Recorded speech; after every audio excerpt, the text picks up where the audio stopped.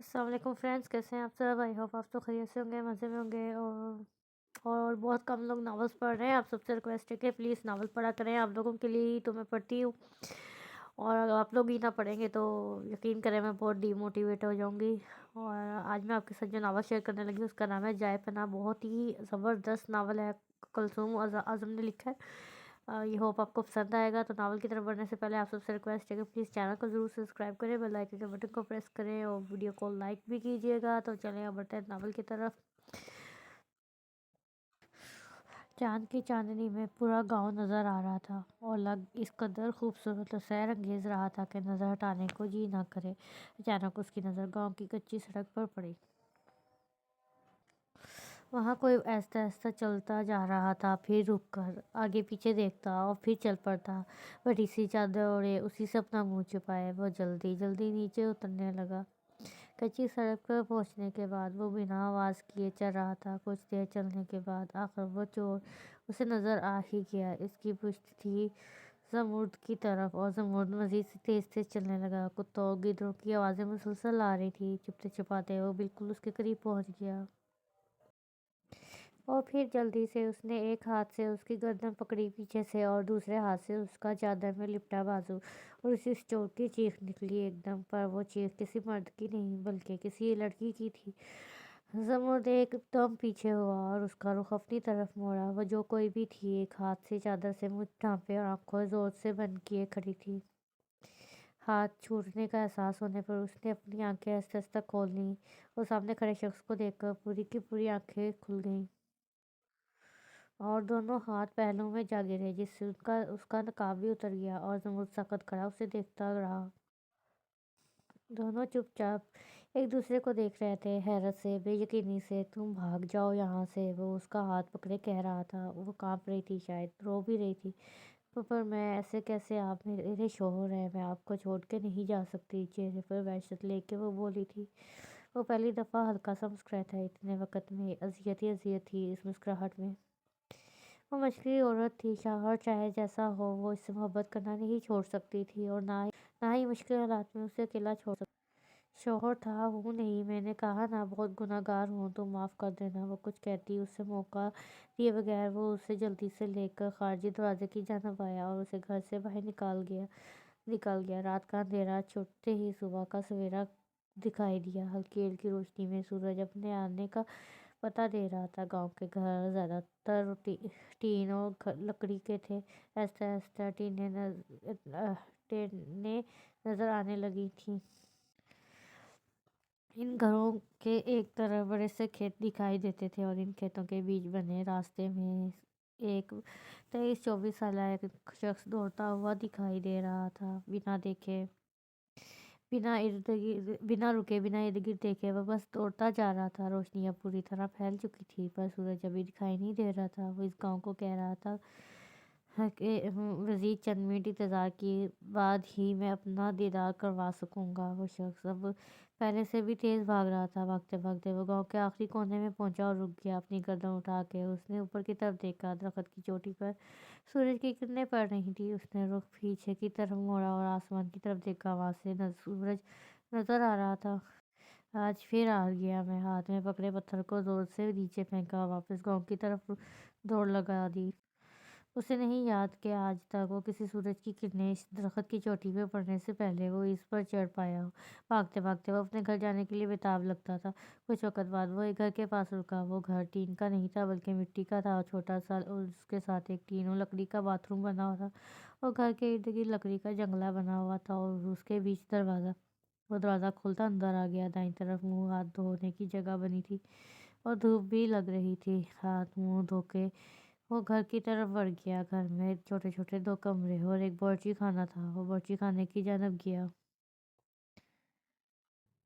آ گیا ہے تو ویسے پراٹھا اتارتے ہوئے انہوں نے اس سے پوچھا. اس کی پوچھ تھی اس کی طرف. جی، ایک لفظی جواب دے کر وہ ان کی طرف بڑھا اور اس کے دوپٹے سے اپنا منہ صاف کیا اور پھر چولہے کے آگے دوسری طرف بیٹھ گیا. وہ چھوٹا سا کچن تھا جس کے ایک دیوار میں مٹی کی 4 شیلفیں بنی تھیں. ان شیلفوں پر برتن رکھے تھے، اسٹیل کے اور سلور کے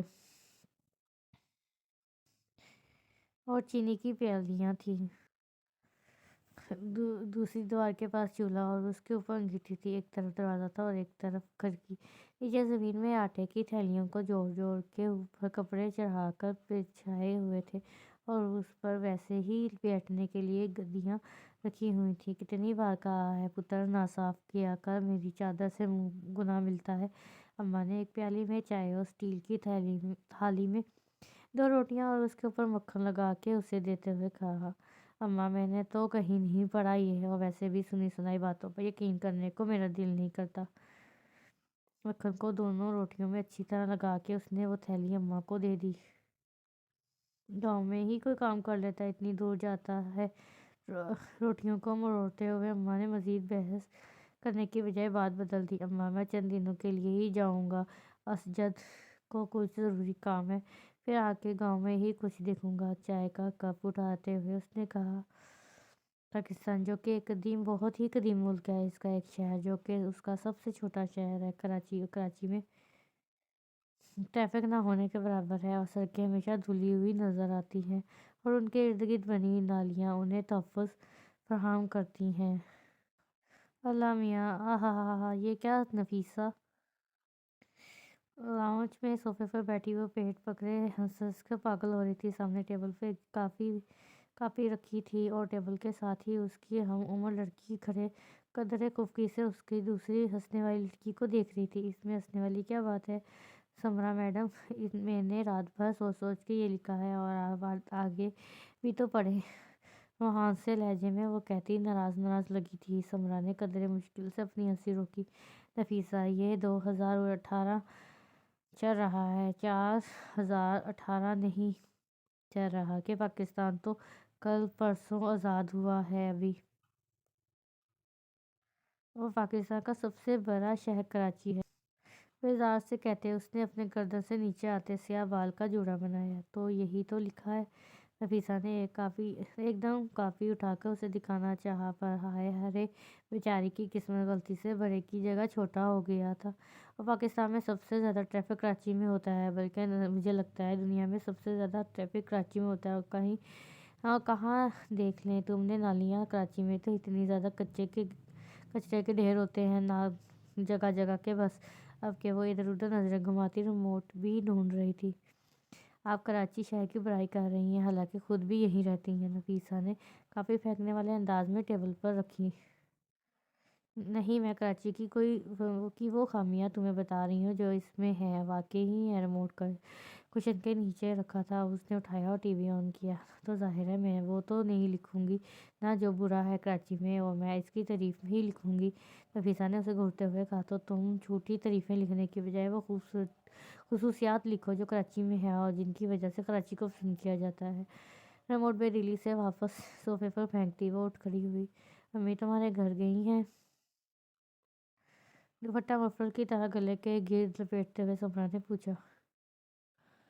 گندمی رنگت، گہری سیاہ آنکھیں اور آنکھوں پر بڑی بڑی سیاہ پلکیں، اور آنکھوں کے نیچے گول سا تل، باریک ہونٹوں پر گلابی لپ گلوس لگا تھا، اور گول مٹول چہرے پر ہلکا ہلکا میک اپ کر رکھا تھا۔ جینس پر لمبی سی سیاہ رنگ کی قمیض پہنے وہ اچھی لگ رہی تھی۔ ہاں، نفیسہ نے ناراضگی سے کہا، انہیں بتا دینا میں کہیں جا رہی ہوں، واپس آ جاؤں گی مغرب تک۔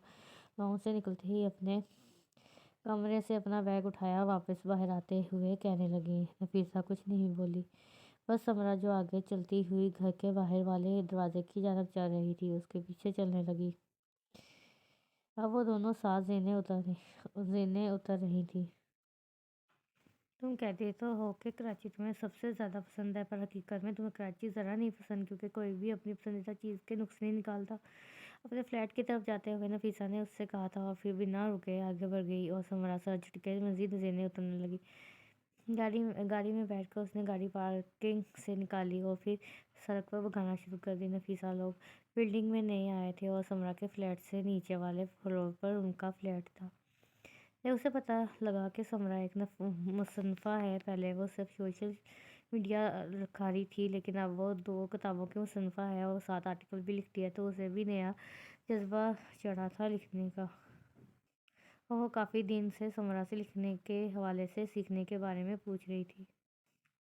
سمرا اسے یہ بتا بتا کے تھک گئی تھی کہ وہ اسے یہ تو بتا سکتی ہے کہ کہانی کیسی ہے، کیا گڑبڑ ہے، کیا غلطی ہے، پر وہ اسے یہ نہیں سکھا سکتی کہ کہانی کیا ہے اور لکھنا کیسے ہے۔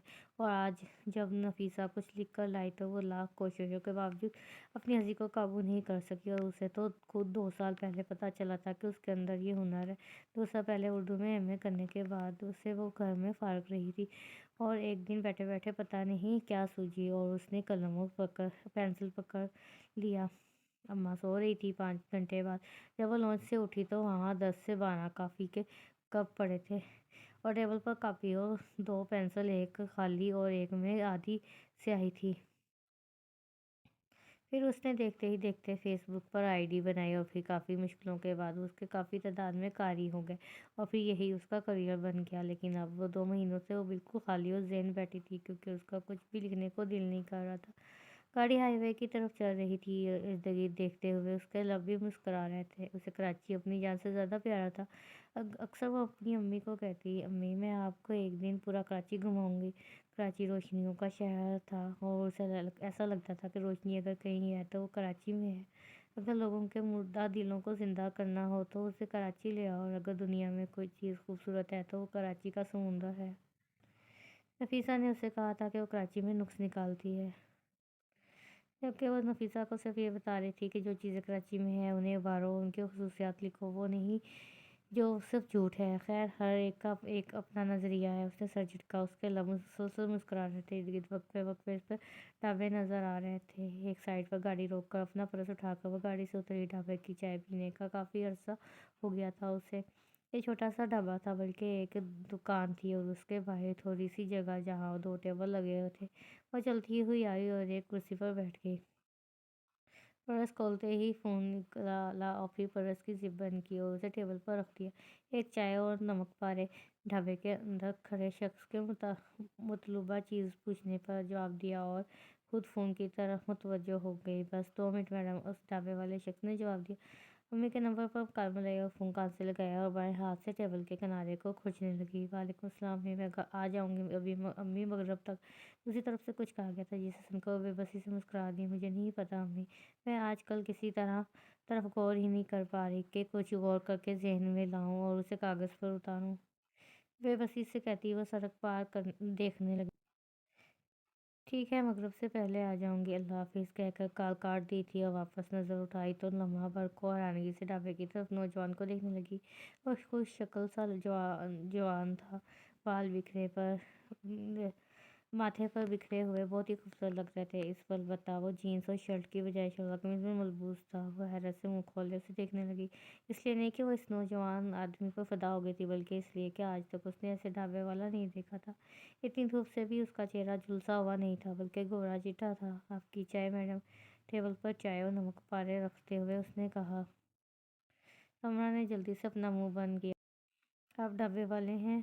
بے اختیار اس کی زبان سے پھسلا، اور پھر اس نے زبان دانتوں تلے دبائی۔ نہیں، میں پرائم منسٹر ہوں، یہ تو بس شغل کے لیے ڈھابے پر بیٹھا ہوں۔ سامنے والے نے بہت حیرانگی سے اس کی طرف دیکھا، پھر کچھ سڑے ہوئے انداز میں جواب دیا اور نفی میں سر ہلاتا واپس ڈھابے کے اندر چلا گیا۔ ہوں، ایک بات ہی پوچھی تھی، فری ہی ہو جاتے ہیں ایسے لوگ؟ اپنی حد تک وٹانے کے لیے وہ غصے سے بڑبڑائی اور موبائل کا کیمرہ کھول کے چائے اور نمک پارے کی تصویر بنائی۔ 1 2 3 ایڈٹ کر لوں گی خود سے، ایک بار پھر بڑبڑا کر اس نے موبائل ٹیبل پر رکھا اور اب چائے اور نمک پاروں سے انصاف کرنے لگی۔ امی، آپ کو پتہ نہیں ہے ایسے لوگ ہی زیادہ تر اپنا بھیس بدل بدل کر پھرتے ہیں، اور یا تو وہ کوئی جاسوس ہے یا پھر کوئی بڑا مجرم۔ امی کے کمرے کی بالکونی میں بیٹھی وہ بازو ہلا ہلا کر امی کو سمجھا رہی تھی۔ اچھا ٹھیک ہے، امی نے بیڈ کی چادر صحیح کرتے ہوئے اسے ٹالا۔ امی، آپ میری بات کیوں نہیں سن رہی ہیں؟ سمرا روان سی ہوئی، کیونکہ کل سے میں یہی سن رہی ہوں کہ میرا دماغ خراب ہو گیا ہے تمہاری فضول باتوں سے۔ امی اس کی طرف مڑی اور اسے اچھی خاصی سنا دی۔ امی، اپنی بہن ہے، سن لینا۔ سمرا نے اس کے کندھے میں باہوں کا حصار بناتے ہوئے کہا۔ ہٹ، کوئی بہن نہیں ہوں میں، اور تیرے باپ کا آج بھی فون آیا تھا۔ امی نے اسے پرے ہٹایا، وہ خاموشی سے کھڑی ہو گئی۔ تیری شادی کے لیے رشتہ ڈھونڈ رہے ہیں، بلکہ اپنے دوست کو انہوں نے تقریباً ہاں کر دی ہے۔ امی نے اس کے سر پر بم پھوڑا۔ امی یہ سب کہتے ہوئے نارمل نہیں لگ رہی تھی۔ किस हक से वो मेरे लिए रिश्ता ढूंढते हैं, किस हक से समरा तल्ख हुई। तुम्हारा बाप हूँ, हक रखता हूँ और इसी हक से रिश्ता ढूंढ रहा हूँ। दोनों ने बैक वक़्त दरवाजे की जानब देखा। दरवाजे के बीच में दरमियानी उम्र का एक मर्द खड़ा था। और वैसे भी ये फ़र्ज़ मुझे ही निभाना है, वो कहते हुए आगे बढ़ा। ये हक आपको पहले क्यों याद नहीं आया जब एक बीवी और बच्ची के होते हुए आपने दूसरी शादी की थी? ये हक तब याद क्यों नहीं आया जब महीने में हमारे पास सिर्फ 2 दिन के लिए आते थे? समरा की आवाज़ ऊंची हो गई थी। ये किस लहजे में बात कर रही हो अपने बाप से? अम्मी ने उसे झिड़का। तुम्हारी शादी मेरे दोस्त के बेटे से होगी और मैं कुछ नहीं सुनूंगा, वरना फिर अंजाम तुम जानती हो। आखिरी बात उन्होंने अम्मी की तरफ देखकर कही थी। वो जैसे हवा की रफ्तार से आए थे, कहते साथ ही वापस चले गए थे और वो दोनों भी खामोशी से बेड पर बैठ गईं। अंजाम से मुराद क्या था वो दोनों अच्छी तरह जानती थी। आसमान पर आहिस्ता आहिस्ता बादल छा रहे थे। कराची में बारिश क्या, बादल भी नज़र आ जाते तो लोगों की खुशी देखने लायक होती थी। ज़रा ज़रा बूंदें भी ज़मीन पर पड़ी तो लोग अपने घरों से बाहर आ जाते। वो भी अपनी अम्मी को लेकर बिल्डिंग के साथ बने छोटे से ग्राउंड में आ जाया करती थी हमेशा। और अम्मी 2 मिनट बाद ही भागकर वापस चली जाती। आज जब वो नीचे आई तो अम्मी को वहीं घर पर छोड़ आई थी। वो खुद भी कहाँ जा रही थी उसे नहीं पता था। कोई बाप ऐसे कैसे कर सकता है? वो बस यही सोचते हुए चलती जा रही थी। फिर वो रुक गई और अपना रुख पीछे में जब नहीं बोला और नजरें उठाकर ऊपर अपने घर की तरफ देखा। फिर घर उसके बाप के नाम था। वो भी पहले यहीं रहते थे। एक कंपनी में अच्छी जॉब भी थी। अम्मी, अब्बू और उसकी 3 साला समरा खुशहाल घराना। फिर अब्बू ने दूसरी शादी कर ली कंपनी के मैनेजर की बेटी से, बिना अम्मी को बताए, बिना इजाज़त लिए। फिर वो हर वीक एंड पर आने लगे और आहिस्ता आहिस्ता ये वक्फा लंबा होता गया। और वो महीने में एक बार, फिर 6 महीने में एक बार, फिर साल में आने लगे। और अब बिल्कुल आना ही छोड़ दिया था। वो बस पैसे भेजा करते थे, यूँ जैसे पैसों से एक बीवी को उसका शौहर मिल जाएगा, यूँ जैसे पैसों से एक बच्ची को उसका बाप मिल जाएगा। पैसों से अगर रिश्ते मिलते ना तो आज दुनिया का हर इंसान खुश होता। उसने नज़रें नीचे कर लीं, फिर से मेन गेट की तरफ चल दी। आहिस्ता आहिस्ता कदम उठाती वो पता नहीं कहाँ जा रही थी। आसमान अब काले बादलों से भरता जा रहा था। ऐसा ज़्यादातर नहीं होता था। थोड़े थोड़े बादल आया करते अक्सर, वो भी बिना बरसे चले जाते थे। सड़क पर नजरें जमाए वो किसी और ही जहाँ में लगती थी। आंसू लड़ियों की सूरत आंखों से बह रहे थे। आज भी अब्बू को उसकी परवाह नहीं थी। आज भी वो अपना फ़ायदा देख रहे थे। ये नया रिश्ता भी जो वो बना रहे थे वो भी एक सौदा था। कारोबारी इंसान कारोबारी ही होता है, उसने तल्खी से सोचा। अपनी बेटी छोटी थी इसलिए उन्हें मैं याद आई। अब वो जब बस भाग रही थी बिना इर्द गिर्द देखे। आहिस्ता आहिस्ता आसमान से बूंदें भी गिरने लगी थी। पूरे 2 माह बाद बारिश हो रही थी। उसे बारिश में भीगना पसंद था, हद से ज़्यादा। जब बारिश होती तो उसे लगता उसका हर दुख, हर तकलीफ ख़त्म हो गई है, या फिर ये बारिश ही उस गम को बहा ले गई है। पर आज उसे ये बारिश नज़र ही नहीं आ रही थी। उसे बस अपने बाप के अल्फाज कानों में सूर फूंकते हुए महसूस हो रहे थे। अंजाम से मुराद क्या था वो अच्छी तरह जानती थी। ढाबे पर बैठे बैठे जब वो उकता गया तो बाहर आ गया। लगता है आज आसमां का बरसने का इरादा है। आसमान की तरफ देखते हुए उसने कहा। ऐसा ऐसा वो चलता हुआ सड़क पर आ गया। सड़क पर छोटी छोटी कंकरियों को पत्थर मारते वो चलता जा रहा था। सड़क सुनसान थी काफ़ी। उसे बारिश बिल्कुल भी पसंद न थी, इसलिए जब एक बूंद उसके ऊपर आके गिरी तो वो वापस ढाबे पर जाने के लिए मुड़ा। या बारिशों की बूंद इस पर गिर रही थी तेज से चलते हुए। उसकी नज़र अपने जूतों पर पड़ी। एक जूते का तस्मा खुल गया था। आसमान की तरफ जानिब देखा और फिर वापस अपने जूते की तरफ, और फिर कंधे उकचाकर वहीं बैठ गया तस्मे बांध कर। जब वो मुड़ा तो उसे लगा इसकी कमर से कोई बाहरी वजूद टकराया है। एकदम पीछे मुड़ा तो वहीं साकत हो गया। चंद पल लगे थे उसे पहचानने में इस वजूद को। पिछले दिन जो लड़की ढाबे पर आई थी, जो उसे ऐसे हैरत से देख रही थी जैसे वो कोई दूसरी दुनिया से आया हो, ज़मीन पर पर पड़ी थी। इस लड़की ने उठने की कोशिश नहीं की थी, बल्कि वहीं ज़मीन पर बैठ गई और ऊंची ऊंची आवाज़ से रोना शुरू कर दिया। दूसरी तरफ समरा अपने हवासों में ही नहीं लगती थी। उसका दिल चाह रहा था ये बारिश हो और इतनी हो कि उसे बहा ले जाए। मोहतरमा आप ठीक हैं? समुद्र अब हैरत से निकल रहा आया था और इंसानी हमदर्दी से पूछा। ज़रूर कोई इश्क विश्क का चक्कर होगा और बेवफाई के बाद बेचारी आंसू बहा रही है, उसने हमदर्दी से सोचा। लेकिन समरा ने कोई जवाब नहीं दिया। उसने सुना ही नहीं। उसके कानों में बस अपने बाप की आवाज़ गूंज रही थी। बारिश तेज से तेज़ होती जा रही थी और ज़ुमरद को झंझलाहट होने लगी। मोहतरमा, क्या आप मुझे सुन रही हैं? कोई गाड़ी ऊपर से गुजर जाएगी, उठ जाए और अपने घर जाकर ये रोने का शुक्र फरमाए। ज़ुमरद ने इस दफ़ा थोड़ा ऊंचा कहा। वो पूरा भीग चुका था। अच्छा होगा होगा कोई गाड़ी मार देगी, जान तो छूट जाएगी। हाथों से मुँह छिपाए उसने सख्ती से कहा। आंसू और बारिश का पानी चेहरे पर बह रहा था। और घर घर तो होता है वो ना, जहाँ माँ बाप दोनों हों, जहाँ माँ से बढ़कर बाप और बाप से बढ़कर माँ आपके लिए कुर्बानियाँ दे, जहाँ बाप को साल में एक दफ़ा ना आना पड़े बल्कि वो रहता ही उस घर में हो, ना कि वो जहाँ बाप अपने मुफाद के लिए अपनी बेटी को इस्तेमाल करे। समरा ने चलाते हुए कहा। जोर से हंसने लगी और फिर एकदम से रोना शुरू कर दिया। वो क्यों इसके सामने सब कह रही थी? वो अनजान थी। ज़मूर खामोशी से उसके सामने थोड़े फासले पर बैठा गया। वो इन दोनों का रुख एक दूसरे की तरफ था। अम्मा कहा करती थी, जब कोई दुख में हो, परेशान हो, बेशक वो आपका दुश्मन हो, उसे सहारा दिया करो। इसने कहा करो सब ठीक हो जाएगा। वो अल्लाह है ना, वो सब ठीक कर देगा। उसके फैसले बेहतरीन होते हैं। अल्लाह पर यकीन दुनिया की हर चीज़ से ज़्यादा कीमती है।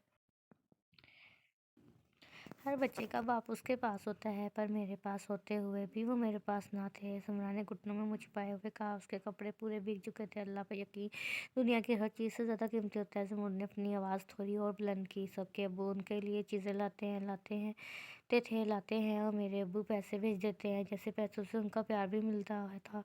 घुटनों पर सर रखे वो अपने दिल की भड़ास निकाल रही थी। अल्लाह पर यकीन दुनिया की हर चीज़ से ज़्यादा कीमती होता है। ज़मूर ने फिर वही अल्फाज दोहराए।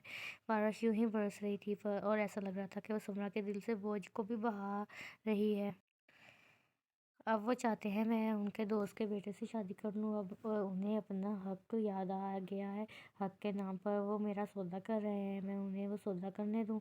समरा के आंसू अब थक चुके थे, मगर बारिश के नन्हे कतरे चेहरे को भिगोए हुए थे। अल्लाह पर यकीन दुनिया की हर चीज़ से ज़्यादा कीमती है। ज़मूर ने इस बार बिल्कुल धीमे लहजे में कहा। इनकार? उसकी बात से इनकार का अंजाम पता है क्या? वो मेरी माँ को तलाक दे देंगे। समरा ने एक झटके से सिर उठाकर उससे कहा, जबकि ज़मूर ने आंखें मींची। वो मेरी अम्मी। अचानक वो चीखते हुए रुक गई। मेरी अम्मी ठीक है? उसे अब अपनी अम्मी की याद आई थी। वो खड़ी हो गई और उसके साथ ज़मूर भी। शाम होने को आई थी। फ़ोन है आपके पास? बेताबी से ज़मूर से पूछा। गले में झूलता दुपट्टा जो अब ज़मीन को छू रहा था, बाल बिखरे, सूजी हुई आंखें। ज़मूर को इस पर तरस आया। ढाबे में देता हूँ फ़ोन आपको। वो दोनों ढाबे में आ गए। बारिश हल्की हो चुकी थी। अब सड़क पर रिक्शे और गाड़ियाँ भी नजर आ रही थी। बेशक कद्दा कद्दा ही। ज़मूर ने उसकी तरफ फ़ोन बढ़ाया। समरा ने खामोशी से फ़ोन को देखा। दूसरा फ़ोन नहीं है, मुझे ये इस्तेमाल करना नहीं आता। फिर उसकी तरफ देखते हुए बेबसी से बोली। वो बटनों वाला मोबाइल था। नहीं, आप नंबर बोलें, मैं कॉल कर देता हूँ। ज़मूर ने लॉक खोलते हुए कहा। समरा ने अपनी मम्मी का नंबर बताया। बेल जा रही थी पर कोई कॉल नहीं उठा रहा था। शायद मेरा फ़ोन उनके पास हो, मेरा नंबर देखें।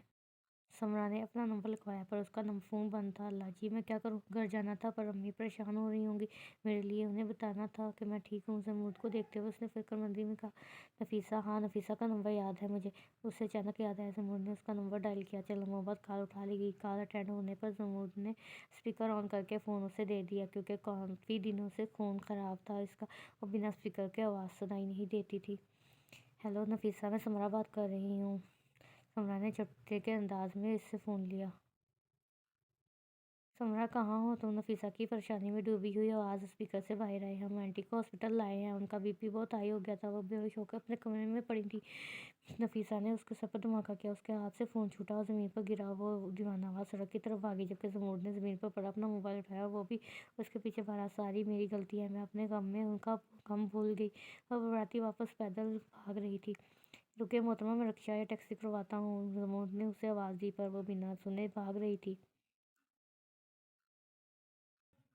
ज़मूद की एक दो आवाज़ पर जब वो नहीं रुकी तो ज़मूद वहीं ठहर गया, क्योंकि वो जान गया था कि अब वो नहीं रुकने वाली। ढाबे पर आकर उसने दरवाजे को लॉक लगाया। शाम होने वाली थी, उसे घर जाना था। अब फ़ोन के साथ साथ उसने ज़मीन से एक और चीज़ भी उठाई थी। वो लॉकेट था, दिल बना हुआ, उसके साथ लंबी सी चैन। उसने वो दिल खोला तो उसमें समरा और किसी खतून की तस्वीर थी। ज़मूद फ़ौरन पहचान गया कि वो ये उसकी अम्मी की तस्वीर होगी। लॉकेट बंद करके उसने जेब में डाला और घर की जानब चल पड़ा। 3-4 دن سے روز شہر جاتا ہے۔ تو زمرد خیر ہے نا؟ بڑے ماموں نے زمرد سے پوچھا۔ جی تھوڑے عرصے اسجد کی جگہ جاتا ہوں، اسے کچھ کام تھا۔ زمرد نے زمین سے گھاس کا تنکا توڑتے ہوئے کہا۔ وہ اور اماں بڑے ماموں کے گھر آئے ہوئے تھے اور چھوٹے ماموں کی فیملی بھی یہیں تھی۔ ان تینوں کے گھر 5-5 منٹ کے فاصلے پر تھے، تو وہ اکثر بڑے ماموں کے صحن میں رات کو اکٹھے ہو جاتے اور کافی دیر تک باتیں کرتے رہتے۔ بڑے ماموں امیر اور ان کی اہلیہ روبینہ کے 2 بچے تھے، ایک 27 سالہ بیٹا فؤاد اور 21 سالہ بیٹی فاریہ، جبکہ چھوٹے ماموں امیر اور ان کی اہلیہ آسیہ کی ایک ہی بیٹی تھی، سمرین، جو فاریہ کی ہم عمر ہی تھی۔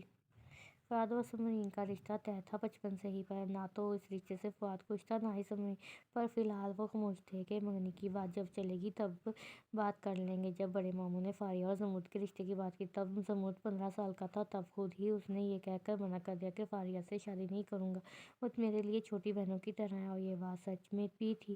زمرد سمرین اور فاریہ کو بالکل بہنوں کی طرح چاہتا تھا، اس کے ناز نخرے اسی طرح اٹھاتا تھا۔ پھر 1 سال پہلے فاریہ کا رشتہ اس کے ماموں کے بیٹے سے طے ہو گیا، جو دوسرے گاؤں میں رہتا تھا۔ بڑے ماموں کا شہر میں کپڑوں کا کاروبار تھا۔ پہلے بڑے ماموں زیادہ وہیں رہتے ہوتے تھے، پر فؤاد کی پڑھائی کے بعد وہ زیادہ وہیں رہا کرتے تھے اور مہینے میں 2-3 دنوں کے لیے گاؤں آیا جایا کرتے تھے۔ رات کے 8 بج رہے تھے، بڑے سارے لکڑیوں کی کرسیوں پر بیٹھے تھے، جبکہ چھوٹے پالٹی زمین پر، کوئی پتھروں پر تو کوئی گھاس پر۔ تم ڈھابہ چلاتے ہو؟ چھوٹے ماموں نے حیرت سے پوچھا۔ جی سمرین، میں تمہارا پرس لے آیا تھا، میں شہر سے، صبح امی سے لے لینا، میں بھول گیا لانا۔ انہیں ایک لفظی جواب دے کر وہ سمرین سے مخاطب ہوا۔ وہ اور فؤاد ایک طرف بیٹھے ہوئے تھے، وہ دونوں دوسری طرف، اور درمیان میں تھوڑا آگے بڑوں کی کرسیاں تھیں۔ جی بھائی، سمرین نے اپنا بات میں سر ہلایا۔ اور میری چوڑیاں؟ فاریہ نے بھی دانت نکالتے ہوئے پوچھا۔ وہ میں بھول گیا، معذرت خواہ لہجے میں کہتے اس نے کان پکڑے، جبکہ فاریہ نے ناراض نظروں سے اسے دیکھا۔ تو زمینوں پر کام کر لو، یا پھر فؤاد کے ساتھ شہر چلے جاؤ، وہاں کام کرو، اور تم اپنی جگہ کسی اور کو ڈھابے میں بھیج دو۔ بڑے ماموں نے نرمی سے اس سے کہا تھا، پر انہیں سچ میں غصہ آیا تھا یہ بات سن کے، جبکہ باقی سارے خاموشی سے انہیں دیکھ رہے تھے۔ میں نے اسجد کو زبان دی ہے ماموں، اور دوسرا میں ابھی سوچوں گا کیا کرنا ہے، ویسے بھی بکریاں تو اب 2 ہی بچی ہیں، کچھ تو کرنا ہی پڑے گا۔ پر بیٹا ڈھابہ، ماموں نے کچھ کہنا چاہا۔ کیا برائی ہے ڈھابے میں؟ خمیر، وہ ویسے بھی کوئی کام چھوٹا بڑا نہیں ہوتا، اگر ایک بندہ ایک جوس کا گلاس بھی خود سے محنت کر کے بنا کر بیچتا ہے اور اس کے بدلے اسے کچھ ملتا ہے، تو وہ بھی اس انسان سے بہتر ہے جو حرام کے کاموں میں پڑا ہے۔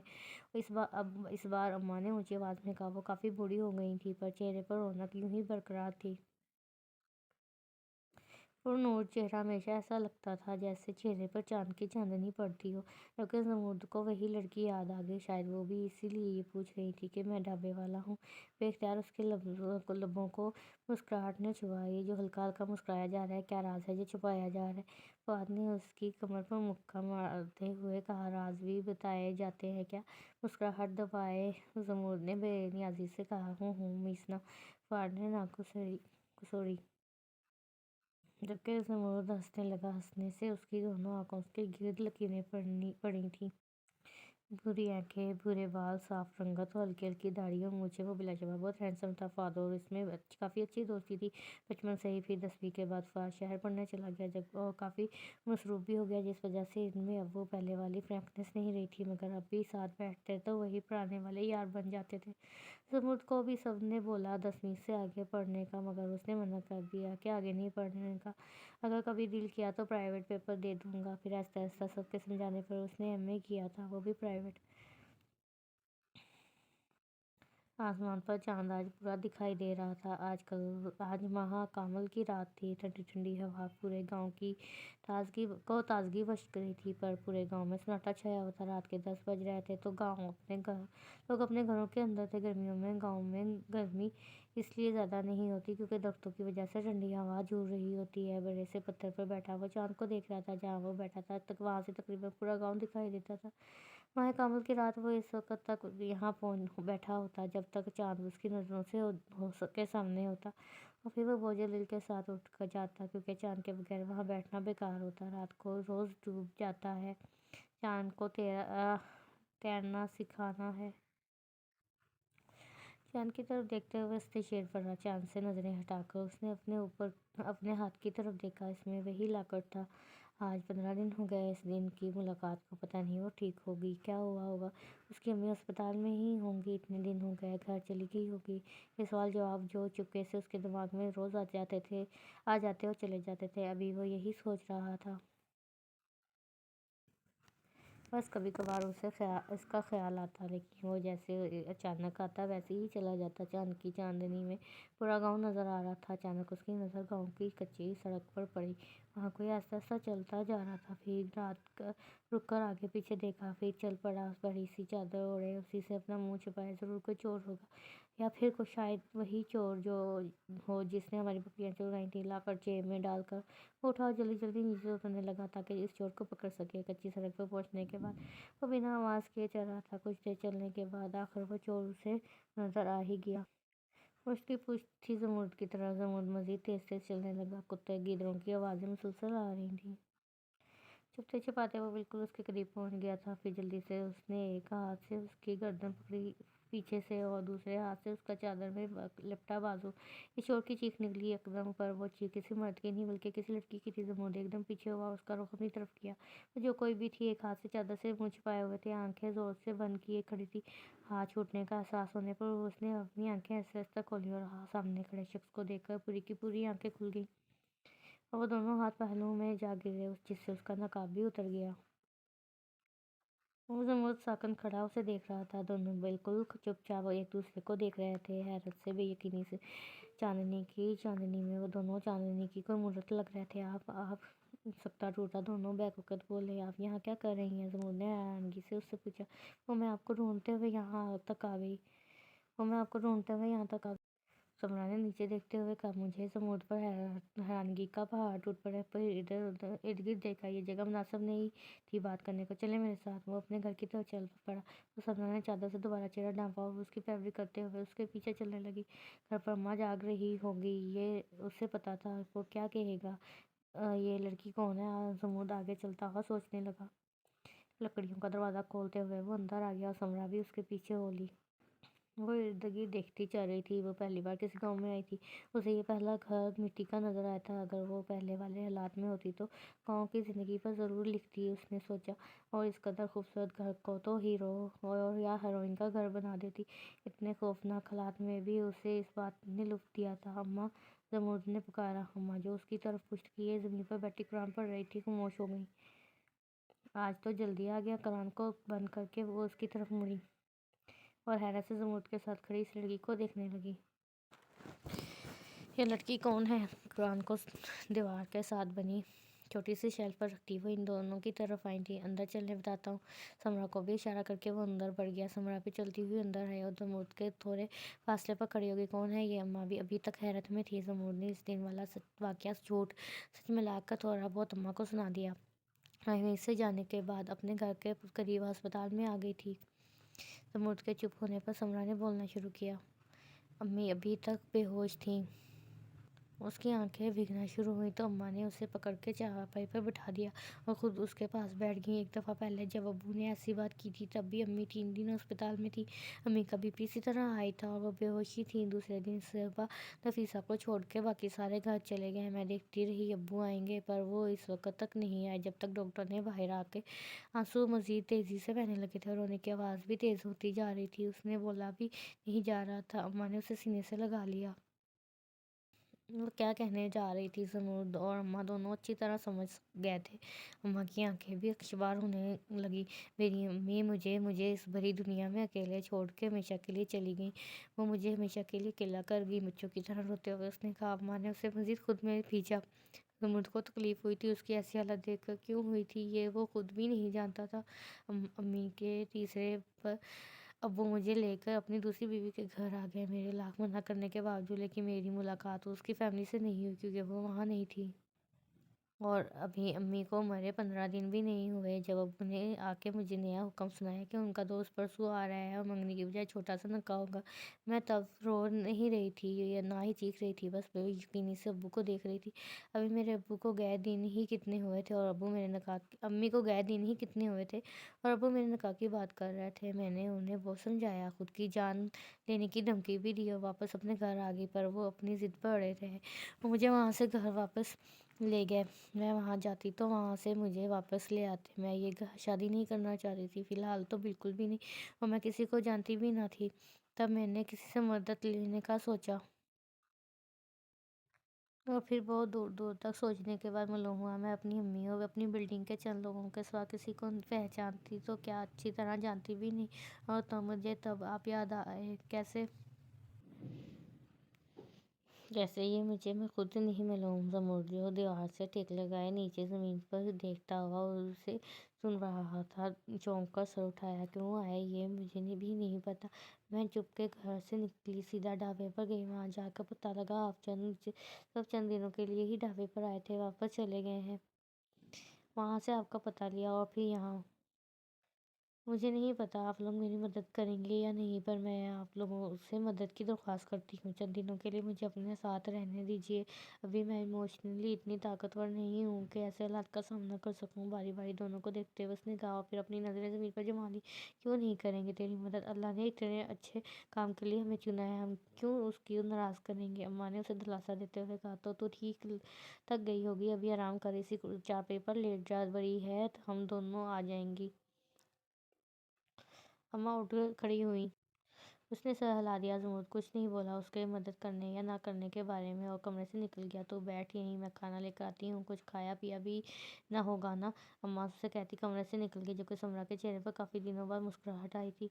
سمرا کو 2 دن ہو گئے تھے گاؤں میں۔ گاؤں والوں سے اماں نے اسے اپنی دور کی رشتے دار کہہ کر متعارف کروایا تھا، جبکہ چھوٹے ماموں اور بڑے ماموں کی فیملی کو پتہ تھی اصل وجہ۔ وہ پھر دن بھر زیادہ تر اماں کے پاس ہی ہوتی، البتہ سمرین اور فاریہ بھی زیادہ وقت اس کے ساتھ ہی ہوتی تھی، جس وجہ سے اس میں کافی دوستی ہو گئی تھی۔ عصر کے بعد کا وقت تھا، جب گھر کے پیچھے اونچائی میں وہ تینوں ایک پتھر پر بیٹھی دکھائی دے رہی تھیں۔ وہاں سے گھر کا سین صاف دکھائی دیتا تھا۔ تو آپ سچ میں ایک مصنفہ ہیں؟ سمرین ابھی تک حیران تھی۔ ہاں جی، سمرا نے ایک کاغذ کا تنکا اٹھایا اور اسے توڑنا شروع کر دیا۔ اس طرح تو آپ بہت مشہور ہوں گی نا؟ سمرین پر خوش انداز سے اس سے پوچھا تھا۔ دھوپ آہستہ آہستہ روانہ ہو رہی تھی، آسمان صاف تھا آج۔ پھر فیس بک تک، مطلب دیکھو، میں پہلے لکھتی تھی اور فیس بک پر پوسٹ کر دیتی تھی۔ آہستہ آہستہ میری کاری پڑھتے گئے، اور جب مجھے لگا کہ میں اب اپنا کام کتاب میں لانے کے قابل ہوں، تب میں نے کتاب پر کام کرنا شروع کر دیا، اور یوں 1 سال میں میری 2 کتابیں پبلش ہوئیں۔ چونکہ لوگ صرف میرے نام اور کام کو ہی جانتے ہیں، تو وہ مجھے پبلک میں نہیں پہچان سکتے کہ میں ان کتابوں کی مصنفہ ہوں۔ تو میں مشہور صرف سوشل میڈیا تک ہی ہوں، اصل لائف میں نہیں۔ سمرا نے تنکا بالکل چھوٹا چھوٹا کر کے پھینکتے ہوئے اسے جواب دیا۔ میں اور فاریہ بھی کبھی کبھی پڑھا کرتے تھے ناول، جب فؤاد بھائی ہمیں فون دیا کرتے تھے اپنا فیس بک سے، پر اب اپنا فون تو ہے، پر فیس بک کی اجازت نہیں ہے۔ سمرین نے ناک کھسیڑی۔ کس طرح کے ناول پڑھتی تھی تم دونوں؟ سمرا نے اشتیاق سے پوچھا۔ ایسے ناول جن میں ہیرو سڑا ہوا کڑیلا ہو اور ہیروئن معصوم سی اور کم عمر بھی۔ سمرین نے مزے سے کہا، یا پھر ایسے جس میں لڑکا اغوا کر کے لڑکی سے شادی کرے، محبت کرتا ہو، یا کسی انتقام کے لیے، لیکن بعد میں اسے احساس ہو جائے۔ وہ دونوں ہنسی خوشی رہنے لگے۔ فاریہ نے بھی بات میں حصہ ڈالا۔ سمرا منہ کھولے کبھی ایک کو دیکھتی تو کبھی دوسرے کو۔ پتہ ہے، جب لڑکی کو اغوا کر کے لڑکا نکاح، ابھی سمرین کی بات مکمل نہیں ہوئی جب سمرا تیزی سے بولی، تب نکاح ہوتا ہی نہیں، وہ کیسے؟ قاری تو پڑھاتا ہے نکاح۔ فاریہ نے خفگی سے کہا، ولی کے بغیر لڑکی کا نکاح نہیں ہوتا، لڑکیوں وہ نکاح باطل ہوتا ہے۔ سمرا نے آرام سے کہا، جبکہ وہ دونوں شاک ہوئی تھیں۔ اور دوسرا، آج کل معصوم کوئی نہیں ہوتا، اتنا تو بالکل بھی نہیں جتنا ناول کے ہیروئنس ہیں۔ اور کیا تم دونوں خود کسی ایسے لڑکے سے شادی کر سکتی ہو جس انسان میں غصہ خون کی جگہ شامل ہو، یا پھر جو آپ سے سیدھے منہ بات تک نہ کرے، اور یا پھر اتنا زیادہ جنونی ہو کہ آپ کو اپنے بھائی تک سے بات کرنا اسے پسند نہ ہو؟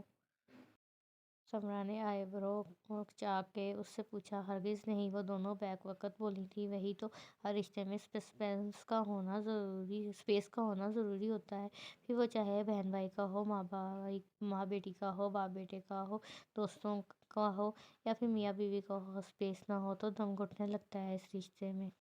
وہ اب بہت نرمی سے سمجھا رہی تھی۔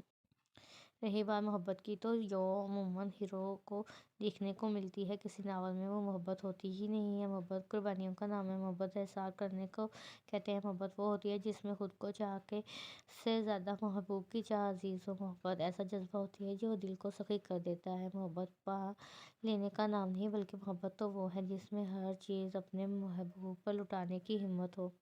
محبت وہ ہے جس میں اپنی خوشی کو اپنے محبوب کی خوشی پر ترجیح دی جا سکے۔ تم اور ہم محبت کو کہتے ہیں، میں تو کہیں پیچھے ہی رہ جاتا ہے محبت میں۔ محبت ایک ایسا لفظ ہے جس پر وہ گھنٹوں باتیں بول سکتی تھی، ابھی بھی آنکھیں بند کیے وہ نہ جانے کہاں پہنچی ہوئی تھی۔ وہ آپ کو تو محبت کے میم سے لے کر تے تک کا ہر چیز پتہ ہے۔ سمرین نے شرارت سے کہا، کوئی نہیں فہد بھائی سے شادی کے بعد تمہیں بھی پتہ لگ جائے گا، انہیں تو ابھی سے پتہ ہے۔ خیر، فاریہ نے دانت نکالتے ہوئے کہا، فہد بھائی کی چمچی چپ رہو، فہد بھائی بھائی ہیں میرے۔ سمرین نے دانت پیستے ہوئے کہا، اماں تو کہہ رہی تھی تمہارا رشتہ اب فہد بھائی سے ہوا ہے اور جلد منگنی ہوگی تو تم انہیں اب بھائی کیوں کہہ رہی ہو؟ اب تو چھوڑ دو۔ سمرا نے حیرانگی سے کہا، نہیں ہوگی منگنی، کیونکہ نہ ہی مجھے اس رشتے سے کوئی خوشی ہے اور نہ ہی منگنی کروں گی۔ اور فاریہ کے مطابق یہی بات فہد بھائی بھی کہتے ہیں۔ سمرین نے ہوا میں بات اڑائی، اور ایسا کیوں؟ کیا تم دونوں کی آپس میں نہیں بنتی؟ سمرا نے وجہ جاننی چاہی۔ نہیں، ایسا نہیں ہے۔ دیکھیں، جیسے سمود بھائی نے فاریہ کے لیے یہ کہہ کر منع کیا تھا کہ وہ اسے بالکل اپنی چھوٹی بہن مانتے ہیں، تو بالکل ویسے ہی میں اور فہد بھی ایسے ہی ہیں، سمرین نے تفصیل سے جواب دیا۔ سمرا کو نہ جانے کیوں یہ سن کر خوشی ہوئی کہ سمود کا رشتہ فاریہ سے طے ہوتے ہوتے بچ گیا۔ لیکن ہمارے بھائی جیسا کوئی ہو ہی نہیں سکتا، فاریہ نے محبت سے صحن میں دیکھتے ہوئے کہا۔ ان دونوں کی نظریں بیک وقت صحن میں تھی۔ سمود لکڑی کا دروازہ کھولے اندر آ رہا تھا۔ بالکل، سمرین نے بھی تائید کی۔ وہ اب چھوٹے ماموں کے ساتھ کھیتوں میں کام کروایا کرتا تھا اور اس وقت آ جایا کرتا تھا۔ ان تینوں کی نظر اسی پر ٹھہری اور تینوں کے لب مسکرا رہے تھے۔ کچھ لوگ آپ کی زندگی میں اچانک سے آ جاتے ہیں، پھر لاکھ کوششوں کے باوجود وہ زندگی سے نہیں نکل پاتے، کیونکہ دل انہیں جانے کی اجازت دیتا ہی نہیں ہے۔ سمرا نے سمود کو دیکھتے ہوئے سوچا۔ سمود اندر گیا اور پھر کچھ دیر بعد واپس آ گیا۔ وہ جانتی تھی کہ اب وہ مسجد جا رہا ہوگا، اتنا تو وہ اس کی عادت کو جان گئی تھی۔ بہت اچھے ہیں نا؟ سمرین نے سمرا کو دیکھتے ہوئے معنی خیز لہجے میں پوچھا۔ پتہ نہیں، سمرا نے مسکراہٹ دبائے سمود کو دیکھتے ہوئے جواب دیا۔ تو پتہ لگائیں نا، دل سے ذرا اس بارے میں گفتگو کریں، فاریہ نے ہنستے ہوئے کہا۔ تو سمرا نے بس اسے گھورنے پر ہی انتجاب کیا۔ سمود چلتے ہوئے رکا اور اپنی نظریں اٹھا کر گھر کے پچھلے بڑے پتھروں کی جانب دیکھا تو وہ اسے تینوں نظر آئیں۔ وہ اسی طرف دیکھ رہی تھیں۔ اس نے جلدی سے نظریں پھیری اور پھر آگے بڑھ گیا۔ بعض لوگ عجیب ہوتے ہیں، بنا کچھ پوچھے، بنا کچھ کہے آپ کے دل کی گہرائیوں میں اتر جاتے ہیں اور انہیں اجازت تک لینے کی توفیق نہیں ہوتی۔ سمود نے باہر نکلتے ہوئے سوچا۔ سمرا جب گھر آئی تو دیکھا اماں نماز پڑھ رہی تھی۔ وہ بھی ان کے ساتھ جائے نماز بچھا کر نماز پڑھنے لگی۔ نماز کے بعد اماں قرآن پڑھتی تھیں اور بلند آواز میں پڑھا کرتی تھیں۔ وہ بہت ٹھہر ٹھہر کر پڑھتی تھیں۔ قرآن بہت خوبصورتی کے ساتھ، پر وہ مخارج صحیح سے ادا نہیں کرتی تھیں۔ ابھی بھی سورۃ واقعہ مغرب کے بعد پڑھنے سے گھر میں فاقہ نہیں ہوتا۔ پڑھتے ہوئے انہوں نے بہت جلد غلط الفاظ ادا کیے تھے۔ سمرا کا دل چاہا انہیں کہے، پھر یہ سوچ کے کہ انہیں برا لگے گا وہ چپ ہو جاتی۔ اماں، ایک بات کہوں، لیکن آج وہ چپ نہیں رہ پائی۔ سمرا نے آہستہ سے کہا، کیا ہوا؟ اماں نے قرآن بند کر دیا، سورت مکمل ہو گئی تھی۔ اماں، آپ قرآن بہت اچھا پڑھتی ہیں، مگر آپ کے مخارج کافی کمزور ہیں۔ سمرا ان کے پاس چارپائی پر بیٹھ گئی۔ ہاں، مجھے پتہ ہے پتر، کیونکہ میں سمود کی طرح نہیں پڑھتی، پر میں اب بوڑھی جان اس طرح پڑھ بھی کیسے سکتی ہوں؟ اماں نے بے بسی سے کہا۔ کیوں نہیں پڑھ سکتی؟ آپ بالکل یاد پڑھیں۔ اماں نے بھی بالکل ویسے ہی پڑھنے کی کوشش کی۔ سمود جو ابھی بھی گھر میں آیا تھا، آتے ہی وہ یہ منظر دیکھ کر حیران رہ گیا، اور اماں بالکل چھوٹے بچوں کی طرح سمرا کے پیچھے یاد پڑھ رہی تھی۔ وہ وہیں کھڑا مسکراتے ہوئے اسے دیکھنے لگا۔ یہ لڑکی سب سے الگ تھی، یا پھر اسے لگتی تھی۔ سمرا کی سحر کن آواز اس کے کانوں میں رس گھول رہی تھی۔ صبح کا اجالا ہر طرف پھیلا تو ہر طرف قدرت کی خوبصورتی نظر آنے لگی تھی۔ کلکلاتے ہوئے پھولوں پر ملکہ کی شان سے بیٹھی تتلیاں، درختوں پر پرندے بھی خوش کپیوں میں مصروف لگتے تھے۔ وہ تینوں ایک ساتھ لکڑی کے دروازے سے باری باری اندر آئے۔ میں سوچ رہا ہوں اب ہمیں شہر میں ہی شفٹ ہو جانا چاہیے امیر، تمہارے لیے بھی میں نے گھر دیکھ رکھا ہے، بس کسی دن چلو تم اور دیکھ آؤ۔ اچانک رک کر انہوں نے چھوٹے ماموں سے کہا، نہیں لخمیر بھائی، میں شہر میں نہیں جانا چاہتا اور نہ ہی اماں اور زمرد مانیں گے، اس لیے ہم نے کوئی ایسی امید مت رکھیں۔ ہاں البتہ بچوں کی عمریں ہو گئی ہیں تو ان کی شادیوں کا کچھ سوچ لیتے ہیں، پھر آپ لوگ شہر چلے جائیے گا، چھوٹے ماموں نے سوچتے ہوئے کہا، جبکہ ان کی بات سے ان کے پیچھے کھڑے فؤاد کا چہرہ پھیکا پڑ چکا تھا۔ چلو ٹھیک ہے، اماں سے بات کرتے ہیں اس بارے میں۔ بڑے ماموں نے واپس اپنے قدم آگے بڑھائے۔ سلام۔ وہ بڑے ماموں نے باورچی خانے میں قدم رکھتے ہوئے سلام کیا، پر آدھا سلام ان کے منہ میں ہی رہ گیا۔ اماں کی پشت تھی باورچی خانے کے دروازے کی طرف، جبکہ زمرد کے دائیں جانب دروازہ تھا۔ ان دونوں نے مڑ کر دروازے کی طرف دیکھا، جبکہ سمرا، جو ابھی باہر جانے کے لیے کھڑی ہی ہوئی تھی، اپنی جگہ بالکل پتھر کی ہو گئی۔ تم؟ بڑے ماموں کی زبان سے پھسلا، جبکہ سمرا ابھی تک ساکت تھی، چہرہ سفید پڑ رہا تھا اور ہر چیز اسے اندھیرے میں ڈوبتی ہوئی محسوس ہو رہی تھی۔ زمرد نے سمرا کی جانب دیکھا، وہ اسے مردہ لاش لگی۔ سمرا، اس نے بے اختیار اسے پکارا۔ وہ پہلی دفعہ اسے نام سے مخاطب کر رہا تھا، پر وہ اسی طرح کھڑی رہی اور پھر دھپ کی آواز آئی۔ وہ بے ہوش زمین پر پڑی تھی۔ سب اس کی جانب بھاگے۔ زمرد اسے اٹھانے کے لیے آگے بڑھا، لیکن پھر رک گیا۔ وہ کیسے اسے ہاتھ لگا سکتا تھا؟ بڑے ماموں تیزی سے آگے بڑھے اور اپنے مضبوط بازوؤں پر اسے اٹھایا اور اماں کے کمرے کی طرف بڑھ گئے۔ سب ان کے پیچھے گئے۔ اللہ خیر، کیا ہو گیا میری بچی کو؟ اماں بھی پریشان تھی، اب اس کے پیچھے لپکیں۔ بڑے ماموں نے اسے چائے پیپر لٹایا۔ پانی لے آ گلاس میں پتر، اماں اس کے سرانے بیٹھے ہوئے بولی۔ زمرد جلدی سے باہر نکلا۔ چھوٹے ماموں فؤاد بھی پریشانی سے سمرا کو دیکھ رہے تھے، جبکہ بڑے ماموں ابھی تک حیران سے کھڑے تھے۔ یہ لیں اماں۔ زمرد نے پانی اماں کو دیا۔ اس کے چہرے پر پانی کے اثرات کے ساتھ ساتھ اور بھی بہت کچھ تھا، کچھ وہ جو اپنی سب سے قیمتی چیز کھونے کا خوف ہوتا ہے۔ اماں نے پانی اس پر چھڑکا۔ وہ ہوش میں نہیں آ رہی تھی۔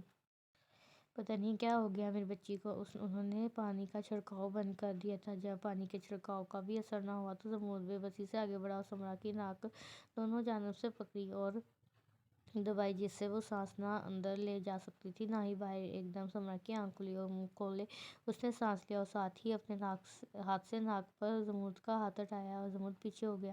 سمرا کا دل شدت سے چاہا کہ وہ ابھی اٹھی ہو اور کچھ دیر پہلے ہونے والا واقعہ اس کا خواب ہو، پر چارپائی کے بائیں جانب کھڑے شخص کو دیکھ کر اسے یقین آ گیا تھا کہ یہ سب سچ ہے۔ پتر تو ٹھیک ہے؟ اماں نے سکھ کا سانس لیتے ہوئے پوچھا۔ آپ سب ملے ہوئے ہیں نا؟ آپ سب نے مجھے دھوکہ کیا؟ وہ غصے سے چلائی ہوئی چارپائی سے نیچے اتر آئے۔ کیا ہوا کیا ہے بیٹا؟ چھوٹے ماموں نے نرمی سے پوچھا، جبکہ باقی سب حیرانگی سے اسے دیکھ رہے تھے۔ زمرد خاموش کھڑا معاملات سمجھنے کی کوشش کر رہا تھا۔ ہوا کیا ہے یہ آپ پوچھ رہے ہیں مجھ سے؟ اب تو بس کر دیں یہ ڈرامہ، ہر ایک چیز جھوٹ تھی، بلکہ ہے مجھے اپنی زندگی تک اب اس لمحے سے جھوٹ لگنے لگی ہے۔ وہ حلق کے بل چلائی تھی۔ سب حیران تھے۔ سمرا اونچی آواز میں بات تک نہیں کرتی تھی اور آج اس قدر وہ بھی لخمیر رفیق کو دیکھ کر وہ بس بے بسی سے سمرا کو دیکھ رہے تھے۔ تو بتا پتر، کیا معاملہ ہے تیرا؟ اس سے کیا ہوا ہے اسے؟ اماں بڑے ماموں کی طرف بڑھی۔ اماں، سمرا میری بیٹی ہے، کمزور سی آواز میں انہوں نے کہا اور چلتے ہوئے آئے چارپائی پر بیٹھ گئے۔ میں نے کہا نا، اب آپ لوگوں کو کوئی اداکاری کرنے کی ضرورت نہیں ہے۔ میری ماں قبر میں پہنچ گئی ہے اور میں بھی چلی جاؤں گی، آپ لوگوں کی ہم سے جان چھوٹ جائے گی۔ اماں کی طرف دیکھ کر سمرا نے اسی انداز میں کہا، سمرا بیٹھ جائے، ہم آرام سے بات کرتے ہیں۔ زمرد نے معاملات کو سمجھتے ہوئے اسے ٹھنڈا کرنے کی کوشش کی۔ آپ نے میری بے بسی کا فائدہ اٹھایا ہے نا؟ سب کچھ آپ کا پلان تھا نا؟ لیکن ایک بات بتاؤں؟ سمرا چلتی ہوئی اس کے سامنے آئی، اسے دیکھتے ہوئے عجیب سے انداز میں کہا، باقی لوگوں سے، حتیٰ کہ اپنے نام و نہار باپ سے بھی کوئی شکوہ نہیں کروں گی، کسی سے کوئی بدلہ، کوئی جواب نہیں مانگوں گی، بس آپ کو میں آپ کے کیے کی سزا ضرور دوں گی۔ آپ کو سزا ملنی چاہیے ہر حال میں، پتہ ہے کیوں؟ کیونکہ آپ نے میرا دل توڑا ہے، آپ نے مجھے بے بس کر دیا۔ سمرا کی آنکھیں مسلسل بھیگی جا رہی تھیں، جبکہ زمرد نے حیرت سے اسے دیکھا۔ وہ کس بات کا اعتراف کر رہی تھی؟ کیا اسے اس بات کا ہوش تھا جہاں اب آپ اماں اماں کہتے نہیں تھکتے نا، جب ماموں کے آپ گن گاتے ہیں ہر روز، اس سے آپ کا خون کا رشتہ تک نہیں ہے اور آپ کے دور دور تک کچھ نہیں لگتے، سمجھے آپ؟ حلق کے بل چلاتے ہوئے سمرا نے اس کا بازو پکڑ کے جھنجھوڑا۔ اگر میری زندگی جھوٹ پر بن بھی ہے نا، مجھ پر بتلایا گیا تاکہ میرے باپ نے میری ماں سے پہلی شادی کی تھی، میری بہن بھائی ابھی نابالغ ہے، میں ایک ایسی بھولی ماں کی بیٹی ہوں نا، جسے یہ تک نہیں پتا تھا کہ اس کا شوہر اسے استعمال کر کے پیسہ کمانا چاہتا ہے۔ ہر لفظ جھوٹا اور ہر انسان دوگلا ہے یہاں تو آپ کی زندگی بھی جھوٹ پر مشتمل ہے۔ آپ بھی اماں کے کسی رشتہ دار کے بیٹے نہیں ہیں، آپ کے ماں باپ کسی شہر میں نہیں رہتے، سمجھے آپ؟ آپ کا تو یہ تک نہیں پتا آپ ہیں کس کی اولاد۔ بازو رکس کا جھٹ کر وہ دروازے کی جانب بڑھی اور وہ دروازے میں کھڑی چھوٹی مامی، بڑی مامی سمرین اور فاریہ کو راستے سے ہٹا کر باہر نکل گئی، جبکہ وہ پتھر کی طرح سخت ہونے کی باری زمرد کی تھی۔ سفید اب زمرد کا چہرہ پڑ رہا تھا، اماں نے زور سے آنکھیں میچی۔ انہوں نے سمرا کو یہ بات بتائی ہی کیوں تھی؟ انہوں نے بے بسی سے سوچا، پر وہ خود ہی اندازہ کرتی اس سے سچ جاننے کے لیے بے چین تھی۔ زمرد پتر، اماں اس کی جانب بڑھی۔ اماں، مجھے سب سچ سننا ہے، بنا ایک حرف کے جھوٹ کے اضافے کے، زمرد بے تاثر لہجے میں بولا۔ اماں بے بسی سے چارپائی پر بیٹھ گئی اور صدیوں پہلے کے راز کا پردہ اٹھانے لگی۔ رات کے سناٹے کو کتوں کی خوفناک آواز اور گیدڑ کی بے سری آواز بار بار توڑ رہی تھی۔ میں نے کہا تھا تھوڑا دیر سے نکلتے ہیں، صبح کی ہلکی ہلکی روشنی میں ٹانگے سے اتریں گے تو آگے جانے میں آسانی ہوگی، پر میری سنتا کون ہے؟ کچی سڑک پر آگے پیچھے دو نفوس چلے جا رہے تھے۔ ایک نفوس نے اپنے قدم روکے، ایک گہرا سانس خارج کیا اور پھر پیچھے دیکھ کر خفگی سے بڑبڑائی، اماں، ویسے بھی فجر کی اذان ہونے والی ہے اور پھر روشنی تو ہو ہی جائے گی۔ دوسرے نفوس نے ٹارچ اپنی اماں کے چہرے پر لگائے تسلی دینے والے انداز میں کہا، ارے یہ تو ہٹا، میری نظروں کے سامنے سے خود ہی چار آنکھیں لگائی ہیں، مجھے بھی اندھا کرو گے کیا؟ 50 سے کم کی عمر تھی، وہ خوبصورت سی رنگت، ہلکی ہلکی جھڑیوں والا چہرہ، وہ بھوری چھوٹی چھوٹی آنکھیں، بڑی سی چادر اوڑھے ہوئے وہ گاؤں کی ہی لگتی تھیں۔ انہوں نے ٹارچ کے آگے ہاتھ رکھا اور اپنے بیٹے کو گھورا جو 30 تک کا لگتا تھا۔ اب اس کیچڑ بھری سڑک پر میں پھسلی نا تو میں نے اٹھ کے تیری ساری ہڈیاں توڑ ڈالنی ہیں، پھر نہ کہنا اماں تو کتنی ظالم ہے۔ کھڑی کھڑی اسے سنا کے وہ پھر سے قدم بڑھانے لگی تھی، جبکہ ان کے بیٹے نے اپنی ہنسی دبائی۔ اب وہ کچی سڑک کے ایک طرف ہو کر چل رہی تھی۔ او میرے ربا! اچانک ان کا پاؤں پھسلا، وہ سڑک کے ایک سائیڈ گر گئی۔ گھاس ہونے کی وجہ سے انہیں سرعت تو نہ آئی، پر ان کے بازو کے نیچے کچھ نرم سا ضرور آیا، کوئی کپڑا۔ اماں، آپ ٹھیک تو ہیں نا؟ اٹھیں، میرا ہاتھ پکڑیں۔ ان کا بیٹا گھبرایا اور جلدی سے انہیں کندھے سے پکڑا۔ اماں کی پشت تھی اس کی طرف۔ لخمیر، او لخمیر، ٹارچ دے جلدی مجھے۔ انہیں ایسا لگا اس کا دل ابھی باہر گر جائے گا۔ لخمیر نے گھبراتے ہوئے انہیں ٹارچ دی۔ اللہ اکبر، اللہ اکبر! گاؤں کے درمیان میں بنی مسجد سے اذان کی آواز آئی۔ گھٹنوں کے بل بیٹھ کے انہوں نے ٹارچ پکڑی اور سامنے اس نرم کپڑے جیسی چیز پر لگائی۔ وہ ایک کمبل تھا، چھوٹا سا، جس میں بچے کو لپیٹے تھا۔ اس کا دل الگ ہی انداز میں دھڑکنے لگا تھا۔ خوف تھا یا کچھ؟ لخمیر بھی ایک طرف سے ان کے سامنے آیا۔ وہ کوئی کھیت تھا جسے کاٹ کر سڑک بنائی گئی تھی۔ اللہ اکبر، اللہ اکبر! آواز دور تک سنائی دی۔ گدڑوں نے بھی اپنی آوازیں مزید اونچی کر لیں۔ ٹارچ واپس لخمیر کو پکڑا کے انہوں نے کمبل کھولا۔ کمبل کسی چیز پر لپیٹنے کے نسوار پر جیسے ربڑ لگاتے ہیں، ویسے ہی کمبل کو ایک کپڑے سے باندھا ہوا تھا۔ جیسے ہی کمبل کھولا اور اس کی لپیٹیں کھلیں تو اس کا دل لمحے بھر کو تھما اور پھر دھڑک اٹھا۔ وہاں ایک جیتا جاتا وجود لپٹا تھا، گہری گہری سانسیں لیتا ہوا۔ اماں نے جلدی سے اسے اٹھایا اور اس کے ماتھے پر بوسہ دیا اور سینے سے لگائے رونے لگے۔ لخمیر حیران سا اس بچے کو دیکھ رہا تھا۔ پتہ نہیں لوگوں کے پاس اتنا بڑا دل کہاں سے آ جاتا ہے کہ وہ خدا کی نعمتوں کو یوں ٹھکرا دیتے ہیں۔ ان کا لہجہ کانپا۔ اماں، پتہ نہیں کس کا بچہ ہے، چلیں یہاں اسے چھوڑ کے، ایسا نہ ہو ہم کسی مصیبت میں پھنس جائیں۔ لخمیر نے اندھیرے میں ادھر ادھر دیکھا۔ اذان مکمل ہو گئی تھی اور اب چڑیوں کے چہچہاہٹ شروع ہونے لگی تھی۔ نیچے پڑی ہوئی سوٹی اٹھا کر وہ اس کے سہارے اٹھی۔ میری شبنم بہن کی بیٹی کا بچہ ہے، سمجھ آئی میں کیا کہہ رہی ہوں؟ وہ اب سنبھل گئی تھی اور آگے کا سوچ رہی تھی۔ اماں آپ کیا کہہ رہی ہیں؟ ہم اسے کہیں نہیں لے جا سکتے۔ لکشمی نے نفی میں سر ہلایا۔ تو پھر ٹھیک ہے، تو چلا جا اکیلے، میں یہیں بیٹھ رہی ہوں اسے لے کر، لیکن اس کے بغیر کہیں نہیں جاؤں گی۔ اماں نے سنجیدگی سے کہا، اماں دیکھیں اگر اسے کوئی لینے آ گیا تو لکشمی نے اب کی بار انہیں حقیقت دکھانی چاہیے۔ جو رات کے اندھیرے میں اس معصوم جان کو یہاں پھینک کے گئے نا، وہ دن کے اجالے میں اسے ڈھونڈنے یہاں نہیں آنے والے۔ ایسے لوگ رات کے رستم ہی ہوتے ہیں۔ راتوں کو گناہ کر کے صبح خود پارسائی کا لباس چڑھا کر پھر کرتے ہیں۔ اماں نے قدم آگے بڑھاتے ہوئے کہا۔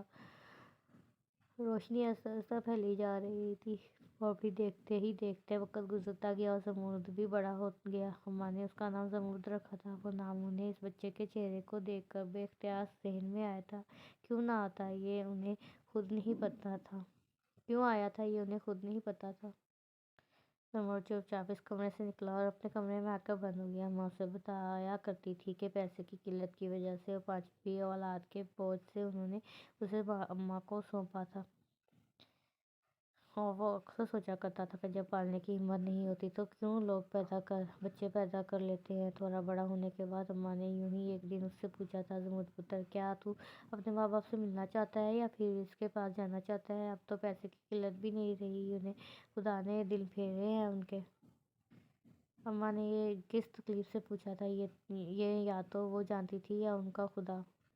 بالکل نہیں اماں، میں ان لوگوں کو دیکھنا بھی نہیں چاہتا۔ انہیں پتہ ہونا چاہیے کہ پیسے تو ان کے پاس آ گئے ہیں، لیکن ان کا بیٹا ہمیشہ کے لیے ان سے چل چکا ہے۔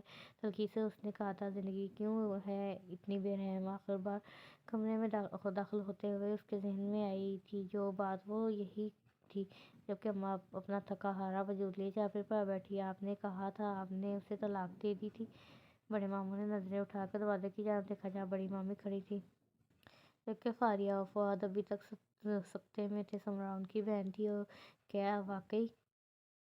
میں نے تمہارے کہنے پر اسے چھوڑ ہی دیا تھا روبینہ، پر میں اسے طلاق نہیں دے سکا، وہ میری محبت تھی، میری بچی کی ماں۔ بڑے ماموں نے اس کی چہرے پر نظریں جمائی کہا، جبکہ بڑی مامی واپس دروازے سے ہی مڑیں اور اپنے گھر کی طرف چلی گئیں، روتے ہوئے ماتمی حالت میں۔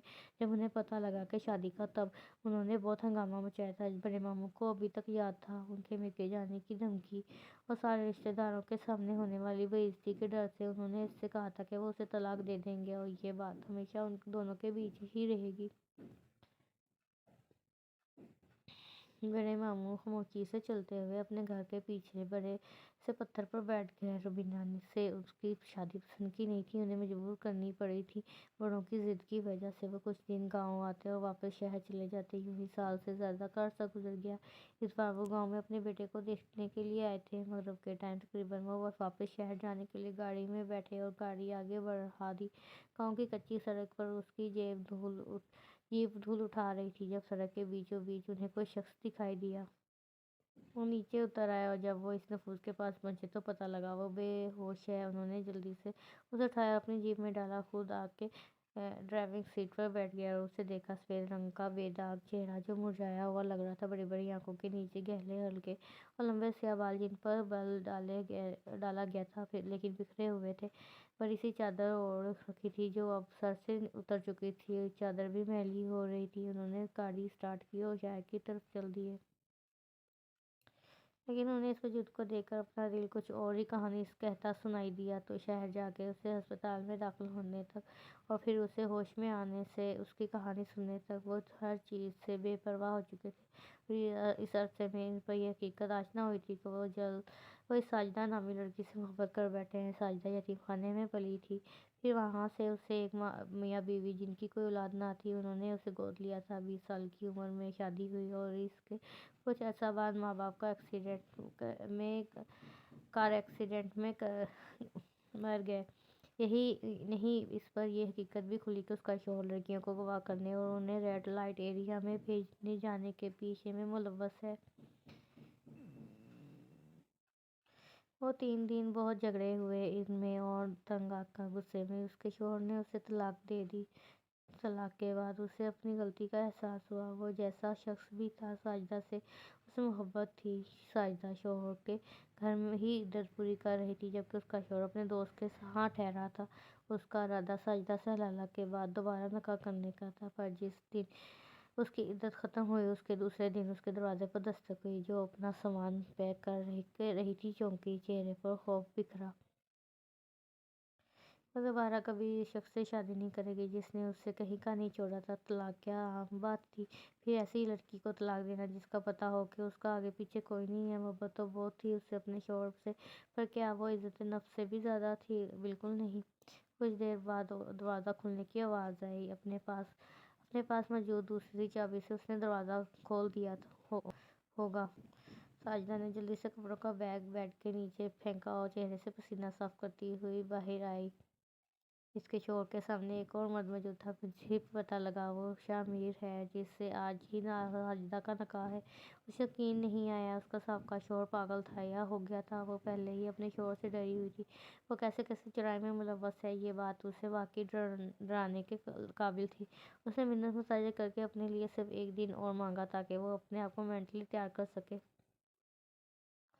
اس کا سابقہ شوہر شیراز بڑی مشکلوں سے ہی اسے اس بات کے لیے مدعو ہو گیا، لیکن وہ کیا کرے؟ یہ سوچ کے وہ تھک گئی۔ وہ دونوں آج یہیں رکے تھے۔ آدھی رات کے قریب جب وہ اپنا سیاہ بیگ ہاتھ میں پکڑے کچھ فیصلہ کر کے تیار کھڑی تھی کہ دروازے پر دستک ہوئی۔ بہت تیز آواز میں، ڈر کے مارے بیگ ہاتھ سے نیچے جا گرا۔ ساجدہ دروازہ کھولو جلدی، اس کے شوہر کی سہمی ہوئی آواز آئی جو کہ بہت ہلکی تھی۔ اس نے دروازہ کھولا تو آنکھوں میں خوف وحشت کی صورت اختیار کرنے لگا۔ شیراز خون سے لت پت سامنے کھڑا تھا۔ ابھی وہ اس سے کچھ پوچھتی کہ شیراز نے اپنی جیب سے بٹوا نکال کے اسے دیا۔ ساجدہ، میں نے بہت گناہ کیے ہیں، اتنے کہ میری سانسوں سے زیادہ ہوں گے، پر ایک چیز جو مجھے تم سے بے اختیاری میں ہوئی وہ محبت ہے۔ میں تم سے بہت محبت کرتا ہوں، اتنی کہ اگر میں ساری زندگی تمہیں دیکھتے ہوئے گزاروں تو پھر بھی تم سے دل نہ بھرے گا بھی۔ اگر ہو سکے تو مجھے معاف کر دینا اور جاؤ کسی ایسی جگہ جہاں تم ہمیشہ کے لیے محفوظ ہو۔ اس بٹوے میں ہر وہ چیز ہے۔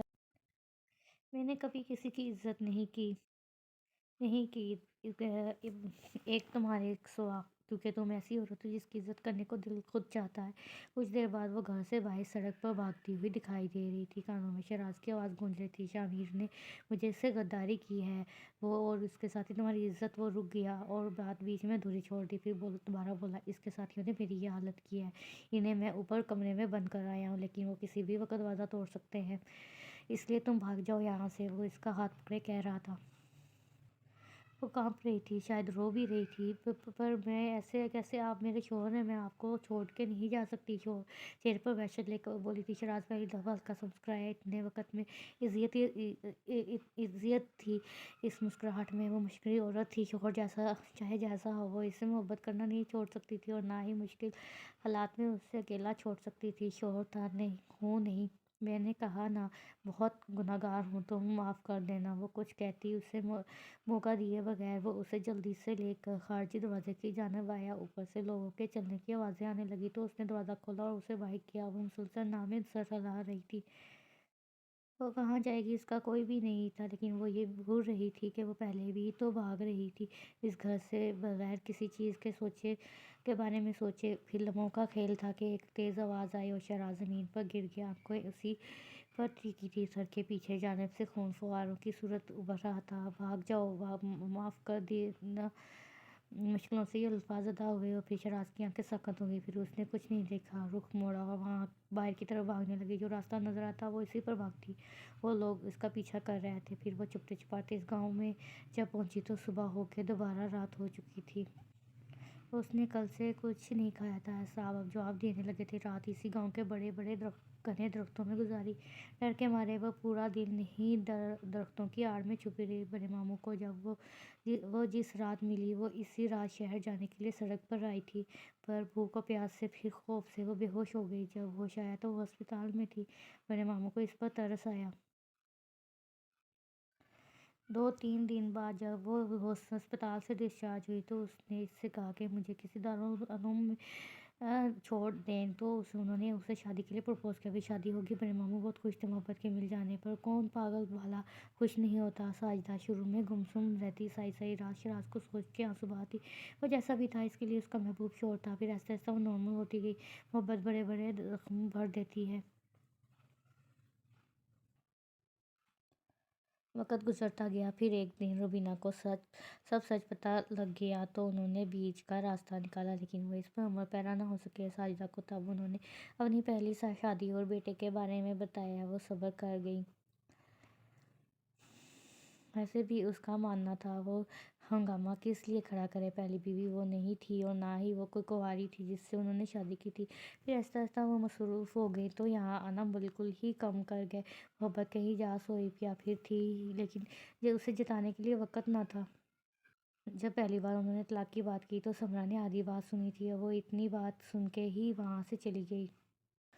لیکن طلاق دینے کا وہ کس کو کہہ رہے تھے، وہ یہ نہیں جانتی تھی۔ جب ساجدہ نے اس سے وقت نہ دینے اور انہیں نظر انداز کرنے کا شکوہ کیا اور ان میں تھوڑی بات بڑھی تو انہوں نے روبینہ کو طلاق دینے کا کہا۔ میں روبینہ کو طلاق دیتا ہوں تاکہ سارا مسئلہ ہی ختم ہو جائے۔ فؤاد تو ویسے بھی اب بڑا ہو رہا ہے، سنبھل جائے گا، غصے میں ہی صحیح پر وہ اٹل فیصلہ کر کے تھے۔ ساجدہ نے ڈھل کے انہیں دیکھا۔ وہ ایسا تو نہ چاہتی تھی، وہ کیسے ایک بچے کو اس کی ماں باپ سے علیحدہ کر سکتی تھی؟ ایک ایسا کام وہ شوہر کو کیسے کرنے دے سکتی تھی جو خدا کو سخت ناپسند ہے؟ خدا کا واسطہ دے دے کے ساجدہ نے انہیں اس کام سے روکا تھا۔ پھر بڑے ماموں نے دوبارہ کبھی ان کے منہ سے کوئی شکوہ نہیں سنا تھا۔ سمرا کی شادی جہاں وہ کرنا چاہ رہے تھے وہ لڑکا حافظ قرآن تھا، پھر ساتھ ایک اچھی جاب بھی تھی۔ کردار کا ایسا پکا کہ شک آتا تھا اس پر۔ انہوں نے اپنی دوسری بیٹی کا نہیں سوچا، وہ اپنی پہلی بیٹی کے لیے کچھ ایسا کرنا چاہتے تھے جو کم از کم اس کی ساری زندگی کی غلطیوں کا تھوڑا بہت ہی ازالہ کر سکے۔ جب سمرا نے ان سے بدتمیزی کی تو وہ غصے سے پھر وہی دھمکی ساجدہ کو دے آئے تھے۔ وہ روبینہ کو طلاق کی بابت کہہ رہے تھے، پر سمرا اس دن پھر غلط سمجھ بیٹھی۔ ساجدہ اپنی بیٹی کو جانتی تھی اور اپنے شوہر کو بھی۔ اس ذہنی ٹینشن نے کچھ ایسا ان کے دل پر اثر کیا کہ وہ موت سے جا ملی۔ بڑے ماموں نے اپنے آنسو صاف کیے اور آنکھیں بند کر کے سکون سے اپنے اندر اتر گئے۔ ساجدہ ان کی محبت تھی، پہلی محبت، تو پہلی محبت تو وہ ہوتی ہے جس کا روگ ساری زندگی کا روگ بن جاتا ہے۔ انہیں آج تک لگا تھا وہ روبینہ سے صرف بس ایک اس نکاح کی وجہ سے جڑے ہیں جو ان میں ہوا ہے، یا پھر اپنے بچوں کی وجہ سے، اسی لیے تو انہیں آسان لگتا تھا یہ کہہ دینا کہ میں روبینہ کو طلاق دے دوں گا۔ لیکن آج جب روبینہ اس سے منہ موڑ کی گئی تھی شکوہ لیے آنکھوں کے ساتھ، تو انہیں لگا وہ ساجدہ کے بعد آج جو اس میں بچی کچھ ہمت باقی تھی وہ بھی چلی گئی۔ آج انہیں یہ احساس ہوا کہ روبینہ ان کی زندگی میں کیا اہمیت رکھتی ہے۔ زمرد پتر کچھ کھا لے تو نے کل سے کچھ نہیں کھایا۔ اماں چارپائی پر بیٹھی اس کے بالوں میں ہاتھ پھیرتے ہوئے کہہ رہی تھی، اماں مجھے بھوک نہیں ہے۔ اس نے آہستہ سے کہا، تو نے نماز بھی نہیں پڑھی کل سے؟ اماں نے افسردگی سے کہا، میرا دل نہیں کر رہا اماں۔ بازو آنکھوں کے اوپر رکھے وہ چیخ لیتا تھا، مجھ سے مت روٹھ، میں نے اسی بات کے خوف سے تجھے نہیں بتایا تھا پتر۔ اماں اب رونے لگی تھی، اماں میں کسی سے نہیں روٹھا، نہ آپ سے، نہ خدا سے، اور نہ ہی اپنے آپ سے، بس میرا دل نہیں کر رہا کچھ بھی کرنے کو، کچھ بھی کہنے کو، کچھ بھی سہنے کو۔ زمرد نے اپنا رخ ان کی مخالف سمت میں موڑ دیا۔ اماں آہستہ سے اٹھ کے کمرے سے نکل گئی۔ زمرد نے آنکھیں بند کر لیں۔ وہ رویا نہیں تھا، نہ ہی اس نے کوئی شکوہ کیا تھا رب سے۔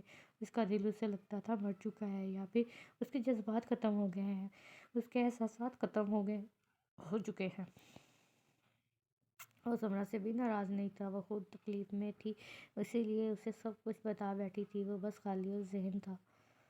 اماں اماں، باہر سے کسی کے چلانے کی آواز آئی تھی۔ زمرد نے جھٹ سے آنکھیں کھولیں، کیا وہ خواب میں بڑے ماموں کو اماں کو پکارے ہوئے سن رہا تھا؟ اور زمرد نے آنکھیں مسلتے ہوئے سوچا، زمرد کہاں ہو اماں، کیا ہوا ہے آپ کو؟ پھر سے آواز آئی تھی۔ زمرد ایک دم چارپائی سے اترا اور باہر بھاگا، اماں کو بازو میں اٹھائے چھوٹے ماموں تیز تیز گھر سے باہر جا رہے تھے۔ زمرد بھاگتا ہوا ان کے پاس پہنچا اور ان کے بازو سے اماں کو لیا، تقریباً بھاگنے والے انداز میں لے کر وہ چلنے لگے۔ اماں بے ہوش ہو گئی تھی، پر کیسے؟ کیا اماں اتنی کمزور ہو گئی ہیں؟ زمرد نے سوچا۔ شہر میں ہسپتال آنے تک وہ بے ہوش ہی تھیں۔ گاؤں کا کلینک بدھ اور جمعرات کو بند ہوتا تھا، اس لیے وہ سیدھا یہیں لے آئے تھے۔ فؤاد کو بھی وہ اپنے ساتھ ہی لے آئے تھے۔ چیک اپ کر کے انہیں ڈرپ لگانے کے بعد ڈاکٹر باہر آیا۔ انہوں نے کتنے دن سے کچھ نہیں کھایا تھا، ان کا بی پی بالکل لو تھا، اور اس عمر میں اتنی دیر بھوکا رہنا ان کے لیے زہر سے برتر ہے۔ ڈاکٹر بڑے ماموں کے ساتھ ساتھ اپنے آفس میں جاتے ہوئے کہہ رہا تھا، جبکہ زمرد نے اپنے بال نوچے۔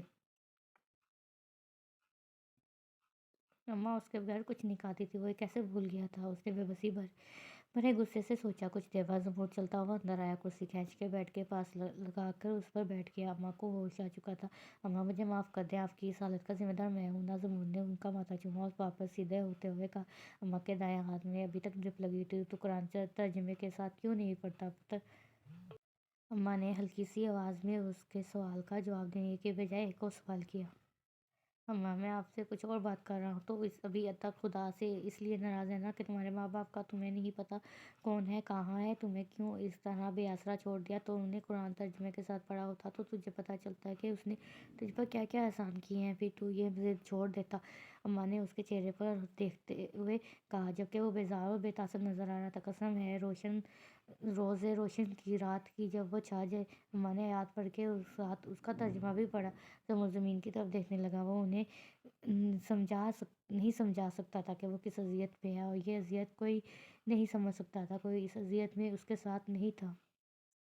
नहीं छोड़ा तुमको है मोहम्मद सल्लल्लाहु अलैहि वसल्लम, तुम्हारे रब ने। ज़मूर ने चेहरा एकदम उठाकर अम्मा की तरफ हैरत से देखा। क्या वो इसके दिल की बात जान के खुद से आयत का तर्जुमा कर रही थी? और यकीनन बात का दौर बेहतर है तुम्हारे लिए पहले दौर से। ज़मूर यकटिक अम्मा को देख रहा था, जिसके चेहरे पर बेशुमार आंसू थे।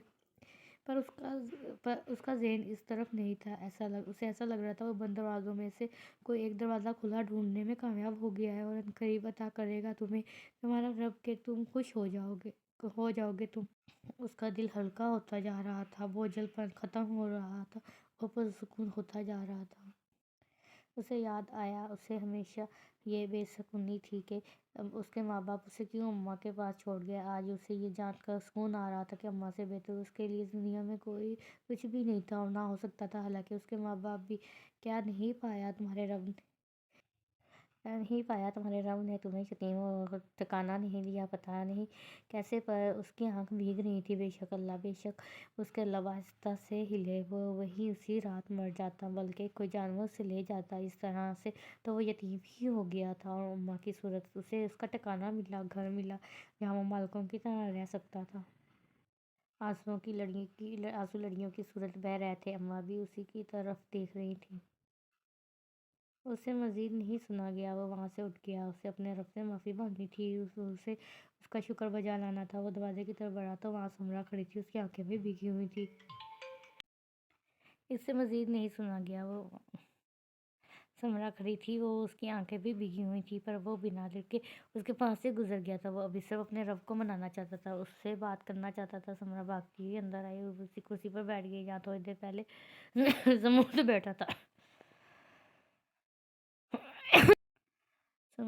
सम्राट भागती हुई अंदर आए और उसी कुर्सी पर बैठ के जहाँ थोड़ी देर पहले ज़मूर बैठा था। अम्मा, मुझे माफ़ कर दें, मैं अपने होश गवा बैठी थी। एक इंसान की सज़ा आप सबको दे बैठी थी। मुझे इस वक्त लगा यहाँ हर कोई मेरा दुश्मन है। वो रोते हुए उसके सर पर अपना सर रखे कह रही थी, मैं वो सब कुछ ज़मूर से नहीं करना चाहती थी, पर मैं क्या कह बैठी। मुझे माफ़ कर दे अम्मा। वो हिचकियों से रोती आहिस्ता से बोली थी, ना मेरा बच्चा, ना रो।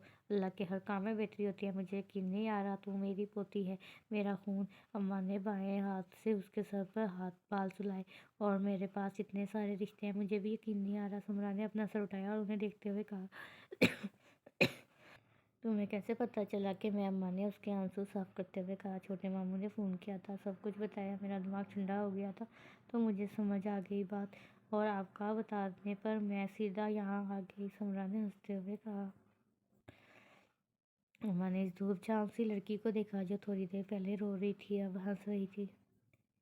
मामू ने चाचा अम्मा ने भी अब अपने आंसू को साफ किया और उसे हल्के से चीख मार कर याद दिलाया। और हाँ चाचा, समरा ने दांत निकालते हुए कहा, और अम्मा के साथ ही गांव वापस आ गई। उसके और जमूद के बीच कोई बातचीत नहीं हुई थी। और इस दौरान जब बड़े मामू कमरे में दाखिल हुए तो वो नफरत से रुक मारे बाहर निकल गई। बड़े मामू ने रंजीदगी से सर लाया। वो घर के सेन से भी बाहर निकल गई थी। रुख खेतों की जानिब था जब उसे किसी ने पुकारा। वो पीछे मुड़ी तो पीछे वो लोग खड़े थे जो उसके बहुत करीबी थे, लेकिन दिल से शायद दूर थे। फारिया, जिसका चेहरा बेतासर था, फुआद का चेहरा भी और मेरी मामी का भी। वो वहीं रुक गई तो वो तीनों चलते हुए उसके करीब आए। कुछ फासले पे इन तीनों के कदम रुके जबकि फुआद आगे बढ़ा। اس نے جیسے ہی ہاتھ بڑھایا تو سمرا نے آنکھیں بند کر دی۔ اسے پتا تھا ستینوں کو کوئی قبول نہیں کرتا۔ بالکل شرم نہیں آئی نا، گاؤں آ کے بھی اپنے نئے بہن بھائیوں سے ملنے نہیں آئی۔ اس کے چہرے پر تو نہیں بلکہ سر پر ہلکی سی چت پڑی تو اس نے آنکھیں کھول دی۔ فہد اسے ہی دیکھ رہا تھا، آنکھوں میں شرارت ناچ رہی تھی، اس کی آنکھوں میں پانی جمع ہونے لگا۔ پھر بہت نرمی سے فہد نے اسے اپنے کندھے سے لگایا۔ جو کچھ بھی ہو گیا سو ہو گیا، کچھ بدلنے والا تو ہے نہیں، تو ہم کیوں ماضی میں رہیں۔ اس کے کندھے سے سر ٹکائے وہ آنسو بہا رہی تھی جب فہد کی آواز سنی۔ پھر اسے کندھوں سے پکڑ کے سامنے کھڑا کیا۔ ہاں نا، نرمی سے پوچھا، چہرے پر مسکراہٹ تھی۔ اس نے زور زور سے اس بات میں سر ہلایا، تم ہماری بہن ہو، یقین کرو ہم تمہیں سوتیلے نہیں بلکہ سگے بہن بھائی بن کے دکھائیں گے۔ نرمی سے اس کے آنسو صاف کرتے ہوئے کہا۔ اس کی نہ بہن تھی نہ کوئی بھائی، اب اب ایک دم سے دونوں کی کمی پوری ہو چکی تھی۔ مجھ سے بھی منہ موڑو گی یا قصوروار ٹھہراؤ گی؟ بڑی امی بڑی مامی بھی آگے آئیں۔ انہیں پتا تھا قصوروار اگر کوئی کسی کو ٹھہرانا چاہے تھا تو انہیں ٹھہرانا چاہیے تھا۔ اپنی سوتن کو، ان کی بیٹی کو اور اپنے میاں کو۔ پہلی عورت تھی، اس سے چھپ گئے۔ ان کے میاں نے شادی کی تھی، اس کے میاں کا قصور تھا، لیکن اتنا بھی نہ تھا کہ جتنا سمرا سمجھ رہی تھی، لیکن تھا تو اس لیے انہوں نے کوئی تردد نہیں کی کہ پہلی شادی ان کی ساجدہ سے نہیں بلکہ روبینہ سے ہوئی تھی۔ آپ کا اس سب میں بھلا کیا قصور؟ آگے بڑھ کے خود ہی انہیں گلے لگاتی وہ پیار سے بولی تھی۔ اور میں تو ہوں ہی اچھی، میری تو کبھی بھی کوئی غلطی ہو ہی نہیں سکتی۔ افروا کی چہکتی ہوئی آواز آئی تو وہ دونوں روتے روتے ہوئے ہنس دیے۔ میں نے اور میرے بچوں نے ان کو معاف کر دیا سمرا، کیونکہ وہ جیسے بھی ہیں میرے شوہر ہیں، میرے بچوں کے باپ ہیں۔ تم بھی کوشش کرنا، انہوں نے نرمی سے کہا تو سمرا نے سر ہلا دیا۔ اسے وہ سارے ڈرامے اور کہانیاں جھوٹی لگیں جس میں سوتنوں پر ظلم کیا جاتا ہے یا پھر انہیں اپنایا ہی نہیں جاتا۔ تھوڑے فاصلے پر کھڑے بڑے ماموں مسکرا دیے۔ روبینہ اور ساجدہ واقعی ایسی عورتیں تھیں جو بہت کم اس دنیا میں پائی جاتی تھیں۔ جس روبینہ کا رشتہ ساجدہ نے بچایا تھا، آج وہی روبینہ ساجدہ کی بیٹی کو کھلے دل سے قبول کر رہی تھی۔ واقعی انسان کی گئی نیکی کبھی رائیگاں نہیں جاتی۔ شام کا وقت تھا، سورج غروب ہونے کے قریب قریب ہی تھا۔ پرندوں کی چہچہاہٹ تیز ہوتی جا رہی تھی، ہر طرف ہری ہری گھاس نظر آ رہی تھی اور اس پر اگنے والے قدرتی پھول، رنگ رنگ کے پھول۔ مجھے آپ کو کچھ دینا تھا۔ کھیتوں کے بیچ بنے راستے میں تھوڑے فاصلے سے چلتے ہوئے زمرد نے اس سے کہا۔ کیا؟ سمرا رک گئی اور اس کی طرف دیکھا۔ وہ سیاہ شلوار قمیص پہنے بہت پیارا لگ رہا تھا کہ سمرا کو اسے اپنی نظر لگ جانے کا خوف محسوس ہوا۔ یہ؟ زمرد نے مٹھی کھولی اور اس کے سامنے کی۔ اس کے ہاتھ میں لاکٹ تھا، سمرا کا وہی لاکٹ جو اسے ڈھابے پہ ملا تھا۔ یہ آپ کے پاس تھا؟ سمرا نے اس کے ہاتھ سے لاکٹ لیتے ہوئے کہا۔ مجھے لگا تھا میں یہ کھو چکی ہوں ہمیشہ کے لیے۔ سمرا نے اسے چین کے ساتھ لگے تل کو کھولا اور اسے چوما۔ نیلے اور سفید رنگ کی شلوار قمیص پہنے، ساتھ گاؤں کی عورتوں کی طرح دوپٹہ اوڑھے وہ بہت اچھی لگ رہی تھی۔ کیا آپ بڑے ماموں کو معاف نہیں کر سکتی؟ وہ بہت چپ چاپ رہنے لگے ہیں سمرا، زمرد نے قدم آگے بڑھاتے ہوئے کہا۔ مجھ سے وہ بات مت کہیں زمرد جو میرے بس میں نہیں ہے۔ میں کوشش کرنے کے باوجود وہ سب کچھ نہیں بھلا سکتی اور نہ ہی انہیں معاف کر سکتی۔ سمرا نے اداسی سے لاکٹ کو واپس بند کرتے ہوئے کہا۔ لیکن ہاں، کبھی شاید مجھ میں وہ حوصلہ آ جائے تو میں وہ سب اذیتیں بھلا کے انہیں معاف کر دوں۔ اس نے بھی قدم آگے بڑھایا۔ زمرد نے سر ہلا دیا۔ مجھے لگا تھا فؤاد بھائی اور سمرین کبھی شادی کے لیے نہیں مانیں گے۔ سمرا نے واپس قدم اٹھائے ہوئے کہا۔ ہاں، یہ گاؤں ہے، شروع میں ایسا ہی ہوتا ہے، لیکن شادی تو وہیں ہوتی ہے جہاں طے پائی ہو جاتی ہے۔ بھائی کہنے سے کزن بھائی تو نہیں ہو جاتا؟ زمرد نے ہنستے ہوئے کہا۔ میں تو حیران ہوں، اور اب فؤاد کو بھائی کے بغیر پکارے گی کیسے؟ اتنا عجیب لگے گا۔ سمرا ہنس دی۔ کچھ پل خاموشی کے گزرے۔ مجھے نہیں پتا سمرا محبت کیا ہوتی ہے، پر میں جو آپ کے لیے محسوس کرتا ہوں نا، وہ کسی کے لیے نہیں کرتا۔ مجھے لگتا ہے آپ میری زندگی میں رہیں گی تو میری ہر خوشی دگنی اور ہر غم کم ہو جائے گا۔ سمرا نے چہرہ موڑ کے اسے دیکھا۔ وہ سامنے ہی دیکھ کر چل رہا تھا، پر اس کے چہرے پر مسکراہٹ تھی۔ کیا آپ مجھ سے شادی کریں گی میری نامکمل زندگی میں، مجھے جیسے نامکمل انسان کے ساتھ رہنا چاہیں گی؟ زمرد نے چہرہ نہیں موڑا اور نہ ہی رکا، بس چلتا رہا اور اس سے پوچھا۔ کچھ دنوں میں ہماری شادی ہے اور آپ مجھ سے اب یہ پوچھ رہے ہیں؟ سمرا نے ہنستے ہوئے کہا۔ اس شادی کے لیے اماں نے آپ سے پوچھا تھا محترمہ، میں نے تو نہیں۔ زمرد نے اب بھی چہرہ اس کی طرف نہیں موڑا۔ زمرد کے منہ سے نکلنے والا محترمہ لفظ اسے اپنے کانوں میں رس گھولتا ہوا محسوس ہوا تھا۔ اس ڈھابے والے اور بکری چرانے والے سے شادی؟ سمرا رک گئی اور سوچنے والے انداز میں اسے دیکھا۔ اس دفعہ زمرد نے مڑ کر سمرا کی طرف دیکھا۔ بالکل زمرد نے ہاں میں سر ہلایا، جبکہ دونوں کی آنکھوں میں مسکراہٹ اور چہرے پر ہزاروں جذبات تھے۔ بندہ کام جو بھی کرتا ہے پر دل کا اچھا ہے، اس لیے ہاں جی سمرا آپ سے شادی کرے گی اور ضرور کرے گی، اور آپ کے ہر غم اور آپ کی ہر خوشی میں آپ کا ساتھ دے گی، ہمیشہ آپ کے ساتھ رہے گی حتیٰ کہ ہمیں موت جدا کر دے۔ سمرا نے اس کی طرف دیکھتے ہوئے کہا۔ زمرد نرم سے مسکراہٹ کے ساتھ بنا کچھ کہے دوبارہ چلنے لگا اور سمرا اس کے ساتھ ہو لی۔ ایک بات تو بتائیں، سمرا نے شرارت سے کہا۔ پوچھیے، زمرد نے اجازت دی۔ شادی کے بعد بھی آپ مجھے آپ کہیں گے؟ بالکل، کیونکہ مجھے پسند ہے آپ کو یوں آپ کہنا جیسے آپ مجھے آپ کہتی ہیں۔ زمرد نے مسکراتے ہوئے کہا۔ تو گاؤں کے لوگ کہیں کہ توبہ توبہ کیا زمانہ آ گیا، بیوی سے بھی آپ کہہ بات کرتا ہے یہ چھوکرا۔ سمرا نے ہاتھ نچاتے ہوئے گاؤں کی عورتوں کی طرح نقل اتاری، جبکہ زمرد ہنس پڑا۔ تو کیا ہوا، کہہ دینا آپ کہ یہ چھوکرا اپنی بیوی کی عزت کرتا ہے اور اسی کے سبب اسے آپ کہتا ہے۔ وہ سامنے دیکھتے ہوئے ہی چل رہا تھا، مسکرا بھی رہا تھا۔ وہ مسکراتے ہوئے لگ بھی بہت خوبصورت رہا تھا۔ سمرا نے ماشاءاللہ کہا تھا۔ میں اس جگہ پر ہمیشہ کے لیے پناہ لینے کو تیار ہوں، جو جگہ آپ کے لیے وہ میرے لیے جائے پناہ تھی، ہمارے مشکل وقت میں خدا کی طرف سے دی گئی جائے پناہ، سمرا نے پراسرار انداز میں کہا۔ کچھ لمحوں بعد زمرد کی مسکراہٹ گہری ہو گئی۔ وہ کچھ بھی نہیں کہے گا، سمرا کو پتہ تھا، کیونکہ وہ کچھ کہہ ہی نہیں پایا۔ اس نے کسی لڑکے کو پہلی بار یوں ایسا دیکھا تھا جو محبت کا اعتراف کرنے میں بھی شرم کی وجہ سے جھجکتا تھا، اور اگر اظہار کر بھی لیتا تو اس کی آنکھوں میں دکھ دیکھ کر کچھ نہ کہہ پاتا۔ جو کہانی آپ شروع کرنے والی ہیں اس کا نام کیا ہے؟ زمرد نے اس سے پوچھا۔ لہجے میں اشتیاق نمایاں تھا۔ یہ بات نہیں تھی کہ اسے رائٹر پسند تھے یا ناولز، بلکہ اسے یہ بات پسند تھی کہ سمرا رائٹر تھی۔ وہ ہمیشہ سے ایسی لڑکی کا خواہشمند تھا جو دنیا کے سہارے نہ ہو، جو خود سے بہت پیار ہو، جو بولڈ اور کانفیڈنٹ ہو، جو اسے اچھا برا بتانے کے لیے جھجکے نہ، جس کی زندگی کا کوئی نہ کوئی مقصد ہو۔ وہی نام رکھوں گی میں اپنی کہانی کا، جو ہماری کہانی کا ہے، جو زمرد اور سمرا کی کہانی کا ہے، سمرا نے کہا۔ تو دونوں ہنس پڑے۔ دیکھ لیں، ایسا نہ ہو کہ ہماری کہانی کی رائٹر برا مان جائے۔ کہانی کا نام چرانے پر زمرد شرارت سے بولا۔ بالکل برا نہیں مانیں گی، وہ برا مان بھی کیسے سکتی، آخر کو میں ان کی کہانی کی ہیروئن ہوں اور وہ بھی مصنفہ ہیروئن، معصومیت سے کہا گیا، اور پھر دونوں کے کہکے بڑی دور تک سنائی دیے۔ واقعی یہ جگہ جائے پناہ ہی تو تھی، پہلے ساجدہ کے لیے، پھر سمرا اور زمرد کے لیے جو خدا نے انہیں بخشی تھی۔ دونوں کھیتوں کے درمیان سے چلتے جا رہے تھے۔